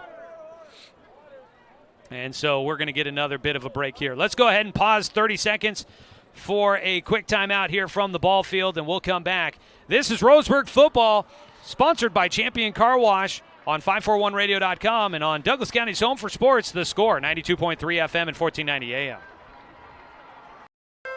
Deciding where to purchase your next vehicle is just as important as the vehicle itself. At Roseburg Honda, our seasoned staff is dedicated to matching you with the right car. From sales to service, our goal is to make sure all of your needs are met, and you leave our dealership feeling good every time you visit. No need to waste your valuable time driving up and down the freeway when the ultimate car buying experience is right here at home. Roseburg Honda.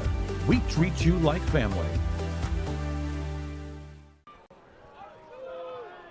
Out of the injury timeout, Marsters in shotgun. 1st and 10 for the Indians at the Sheldon 35, trying to tie this one up in the closing minutes of the ballgame. Pass downfield, Dominic Tatone with the catch. The run, he's at the 10. He makes a cut to the goal line.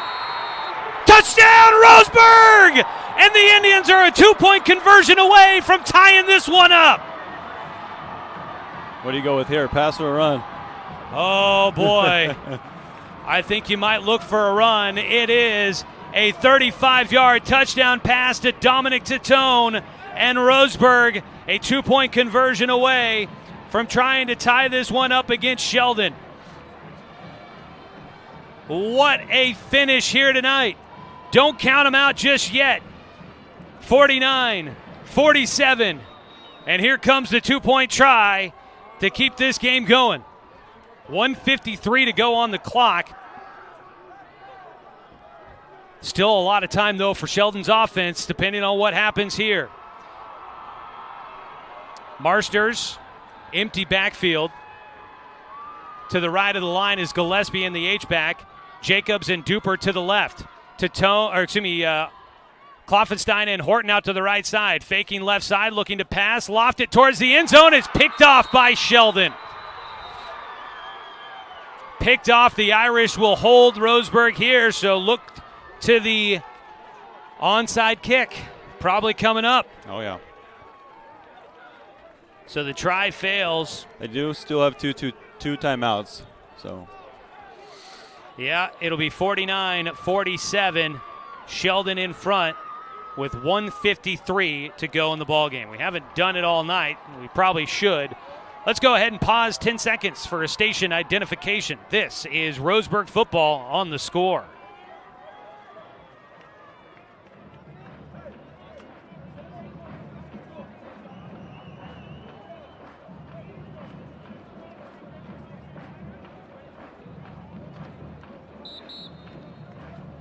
Well, we come back with 1:53 to go here. I like the idea. I agree. I think I might have gone for a run play on the two-point conversion there, but he had the guy open, just the defense, the linebacker stepping in front of it, had him open for a second, tried to loft it over the defense. But so far this season, it's been Caden Eckel, it's been Colton Marsters running the football, and I know Sheldon's probably looking for it on a two-point conversion there. But, you got to trust those guys sometimes. But still 1:53 to go here. Roseburg already one big takeaway in this fourth quarter. They will look to try and get another. And maybe an onside kick here. Roseburg all bunched up in the middle of the field. Jackson Bartlett with the hand up, trying to get this one. Sheldon is ready for it. The kick. It's open! Roseburg has it! Roseburg has it! Oh, I thought Roseburg had it. Now that everybody's pointing and shoving. There was not an official anywhere near the football to try and judge on this. It looked like Roseburg's return man had it right up the middle. The officials are going to say Sheldon has the football. At least that's what I thought I saw. It looks like they are still talking about it here.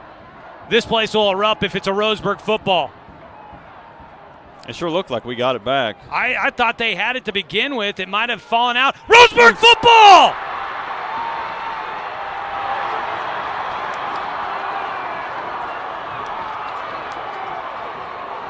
This place is going crazy. It's bouncing all the way up here. Luke Layton is out there trying to say, I have the football in my hands. Roseburg with the onside kick.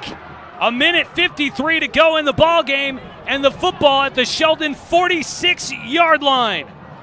I got to take a deep breath here. Still got 1:53 left. What a very poignant thing to say. There is still time. You can't get overexcited as we are here in the booth. 1:53 to go in this one. 49-47. A two-point game in favor of the Irish. Roseburg with the football after recovering the onside kick. Three receivers to the left side for Marsters. He'll roll that direction. Looking to run now. He'll tuck it in. Gets inside the 40, out of bounds at the 37-yard line. That's a run of 9 for Marsters. He's at 135 yards on the night. Trying to keep Roseburg's season undefeated. Trying to win a Southwest Conference title and a conference title for the first time since 2005. Roseburg with the football, 2nd down and 1 at the 37. I need to take a breath. In shotgun, Marsters trips to the right. Ball on the left hash mark, rolls to his right, will pass downfield, has a man open. It's Kloffenstein to the 20. He's taken down there, and Roseburg has 1st and 10 from the Sheldon 20-yard line. 17 yards through the air.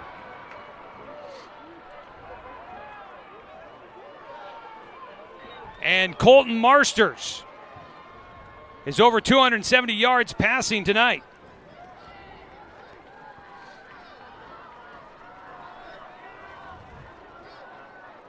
Fourth catch of the night for Kloffenstein. The ball at the 20-yard line. Looking to pass. Marsters going to sprint up the middle, but he is swallowed up. Tillman Ritchie to Tuisei. He was right on top of that play. He'll drop. 2nd down and 11 for Roseburg. Down to a minute to go. Roseburg still 2 timeouts here left. The clock is under 60. Marsters barking out orders to the offensive line. 2nd down and 11. In shotgun. Rolling to his left. Looking downfield. He'll tuck it and run. He makes one man miss. He's inside the 15. He's taken down to the 11-yard line. Roseburg's calling for the timeout with 37 seconds to play in the ball game. And if you are curious, and I am, with the timeout here, it'll be 3rd down and short. They've got the ball at the 12-yard line. Yeah, at the 12-yard line. That was a pickup of 9 for Marsters. If you are wondering, Jackson Bartlett, the kicker for Roseburg. A field goal would win it.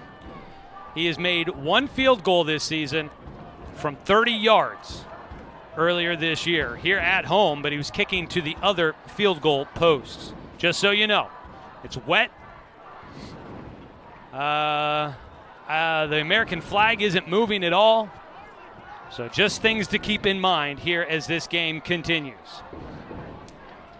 37 seconds.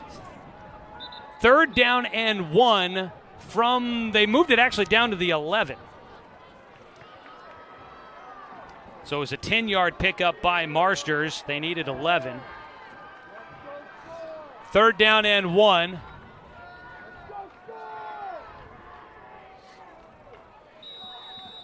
Marsters in shotgun.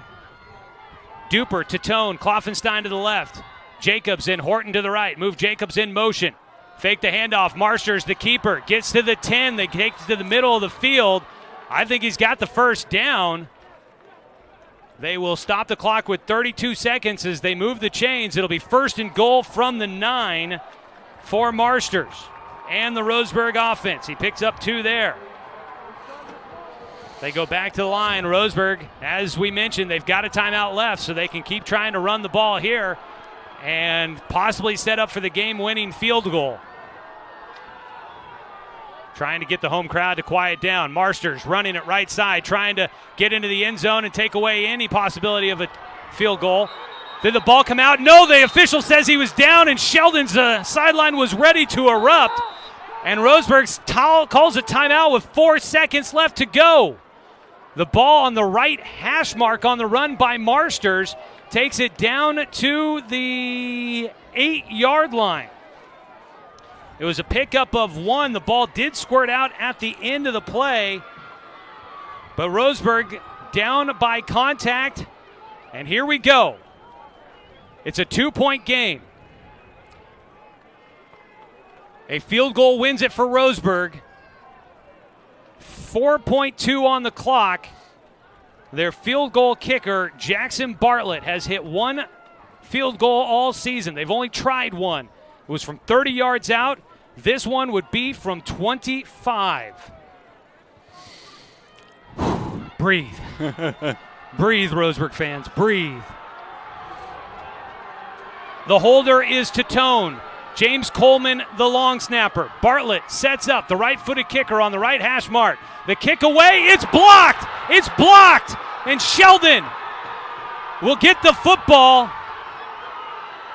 That ball, is it still a live football? It's still a live football. Sheldon's on the field. Sheldon hops on it.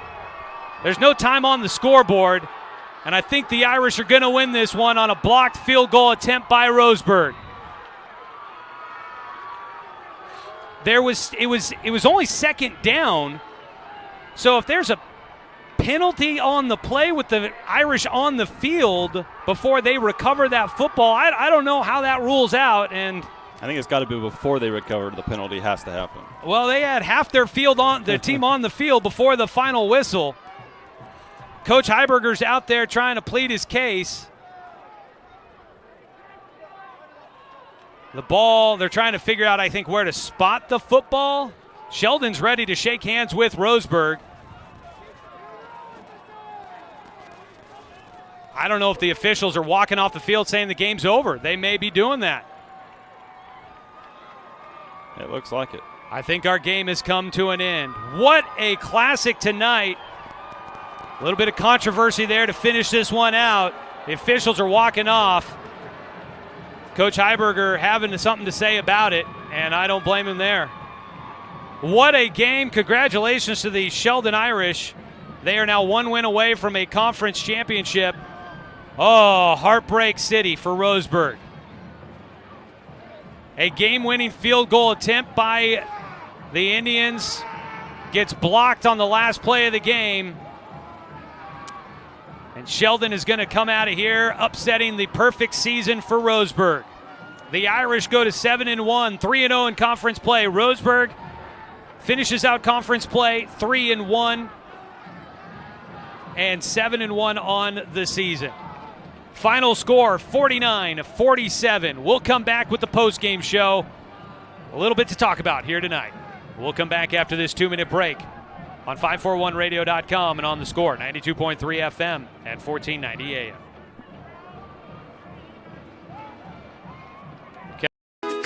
Get ready to satisfy your dessert cravings with Mountain Mike's new mini churros. These delicious bite-sized churros are the perfect dessert to pair with your favorite Mountain Mike's pizza, made with only the freshest and finest ingredients, dough made fresh daily with 100% whole milk mozzarella cheese, and toppings to the edge. For limited time only, get 16 mini churros for the whole family for only $4.99. Don't wait. Order yours today for dine-in, carry-out, or delivery.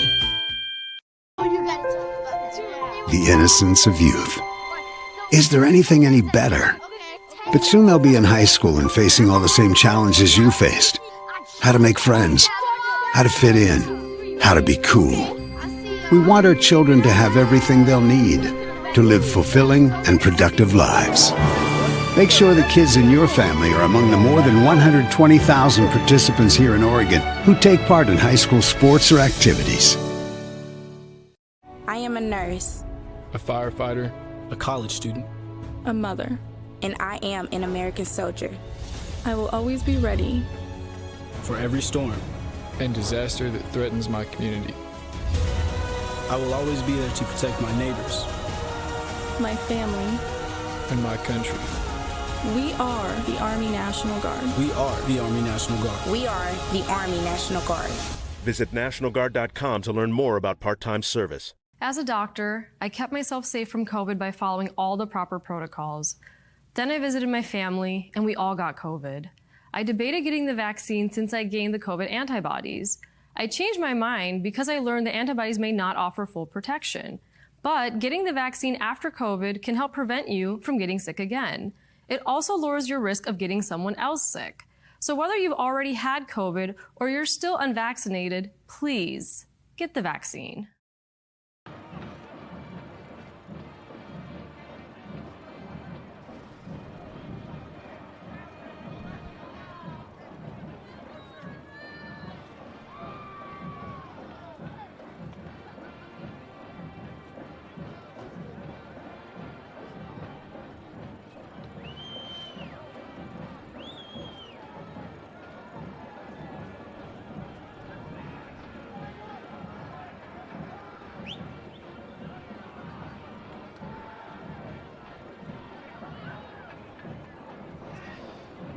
Oh, well, we welcome you back, everybody, to tonight's ball game. What a contest we had tonight.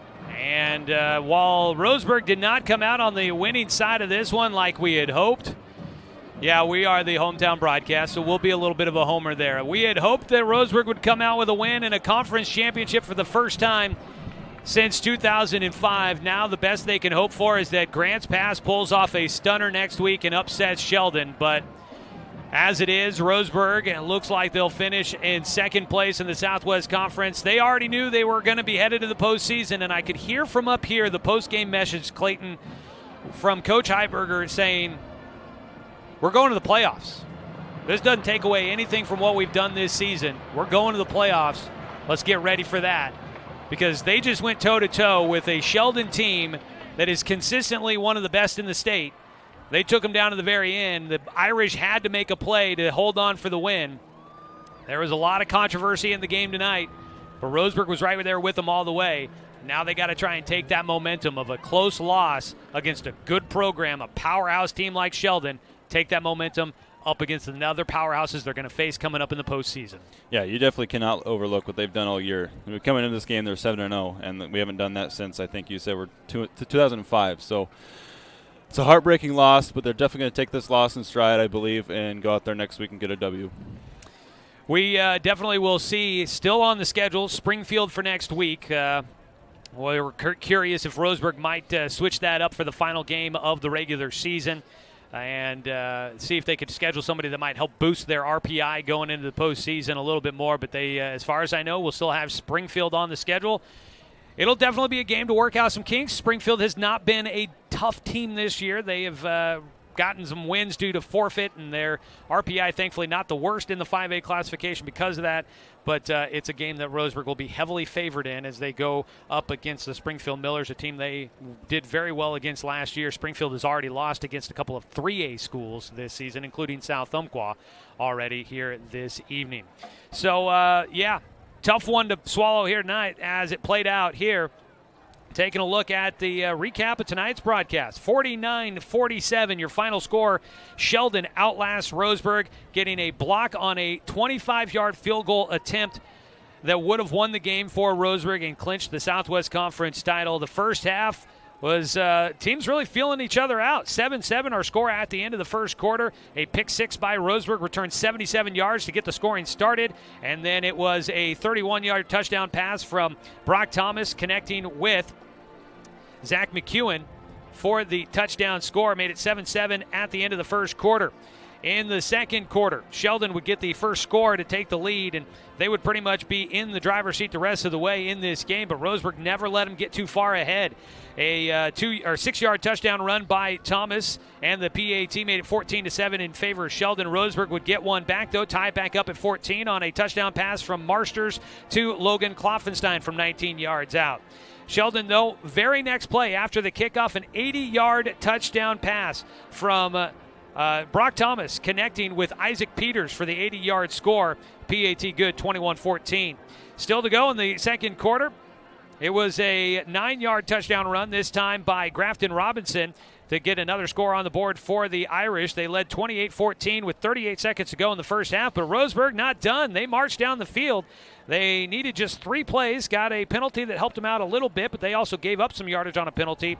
And it was a 30-yard touchdown pass from Marsters to Duper, made it 28-21 at the halftime break. In the second half, oh boy, look at this third quarter. Touchdown, touchdown, touchdown, touchdown on the first 4 drives of the third quarter. Roseburg would start out 4 plays, get a 44-yard touchdown run by Marsters to get back within 1. They missed the PAT. It was 28-27. Then Sheldon would march down the field, a long drive, and finish it off with a 9-yard touchdown pass from Thomas, this time connecting with Luke Layton from 9 yards out. 35-27, your score, back to an 8-point game. But Roseburg would get it back to a 1-point game, this time a 64-yard touchdown run by Marsters. So that was a 108-yard touchdown on touchdown runs alone in the third quarter for Colton Marsters. The kick was good by Jackson Bartlett. It was 35-34, but then Sheldon would score. Again, 4 touchdowns total scored in the fourth quarter. Make that the third quarter. It was 42-39 as this time it was Grafton Robinson again from 18 yards out to put Sheldon on top, 42-34 going to the fourth quarter. Roseburg would punt on the first possession of the fourth quarter. Sheldon would get it, and they would get a 7-yard touchdown run from... This time it would be from Keegan Line. A 7-yard touchdown run, and it made it a 15-point score, and it kind of looked like at that time Roseburg on the brink of getting knocked out of this one. But they would rally. They'd run down the field, and Caden Eckel would get his 10th rushing touchdown of the season, this time from 1 yard out. Got Roseburg back within a score. They would pick off Sheldon. Sheldon started the drive with 5:34 to go in the ball game. With 2:15 left in the game, it was Colton Marsters with an interception from Brock Thomas, his second of the game. That gave Roseburg a chance to go down and try and tie the game. They would march down the field, and they would get a touchdown pass from 35 yards out. Marsters to Dominic Tatone. The 2-point try intercepted, though, and the score would remain in Sheldon's favor, 49-47. Roseburg, though, gets the onside kick with a little bit of controversy. They march down to the 8-yard line and try to set up for the 25-yard field goal attempt. But Jackson Bartlett's only his second field goal attempt. It is blocked, and that would be the end of the ball game. A little bit of controversy there on the final play. Sheldon's whole team was out on the field. The ball was still live on a blocked field goal attempt. Roseburg was dejected, wasn't even looking to pick up the football. A little bit of confusion, and the officials eventually just walk off the field with zeros on the scoreboard, and that was our final 49-47. Let's get a quick run through some of the stats. Start with the visiting team, the Sheldon Irish. Unofficially, 16-26 through the air for Brock Thomas, 2 touchdowns, 2 interceptions. That's the crazy thing. Roseburg won the turnover battle tonight, but they could not win the game. I have him down for 337 yards with the 2 touchdowns, 2 interceptions through the air for Thomas. He found McEwen for 91 yards total with a touchdown. Luke Layton with 75 yards and a touchdown. Robinson, 2 catches, 20 yards, 3 catches, a touchdown, 151 yards for Isaac Peters. On the ground game for Sheldon tonight, Brock Thomas does it there as well. I've got him down for 25 carries, 197 yards with a touchdown on the ground. Grafton Robinson, 2 rushing touchdowns, 46 yards on 10 carries, and a single carry for a 7-yard touchdown for Keegan Line. Also tonight, on the other side for Roseburg, 17-28 for Colton Marsters, the senior quarterback, setting new records for season highs, 17 completions, 28 attempts, all season highs, and the 284 yards through the air is well above. In fact, he almost doubles his previous season high of 144 yards with 284 tonight. He had 2 passing touchdowns, no interceptions. Marsters connecting with Landon Duper 6 times for 108 yards and a score.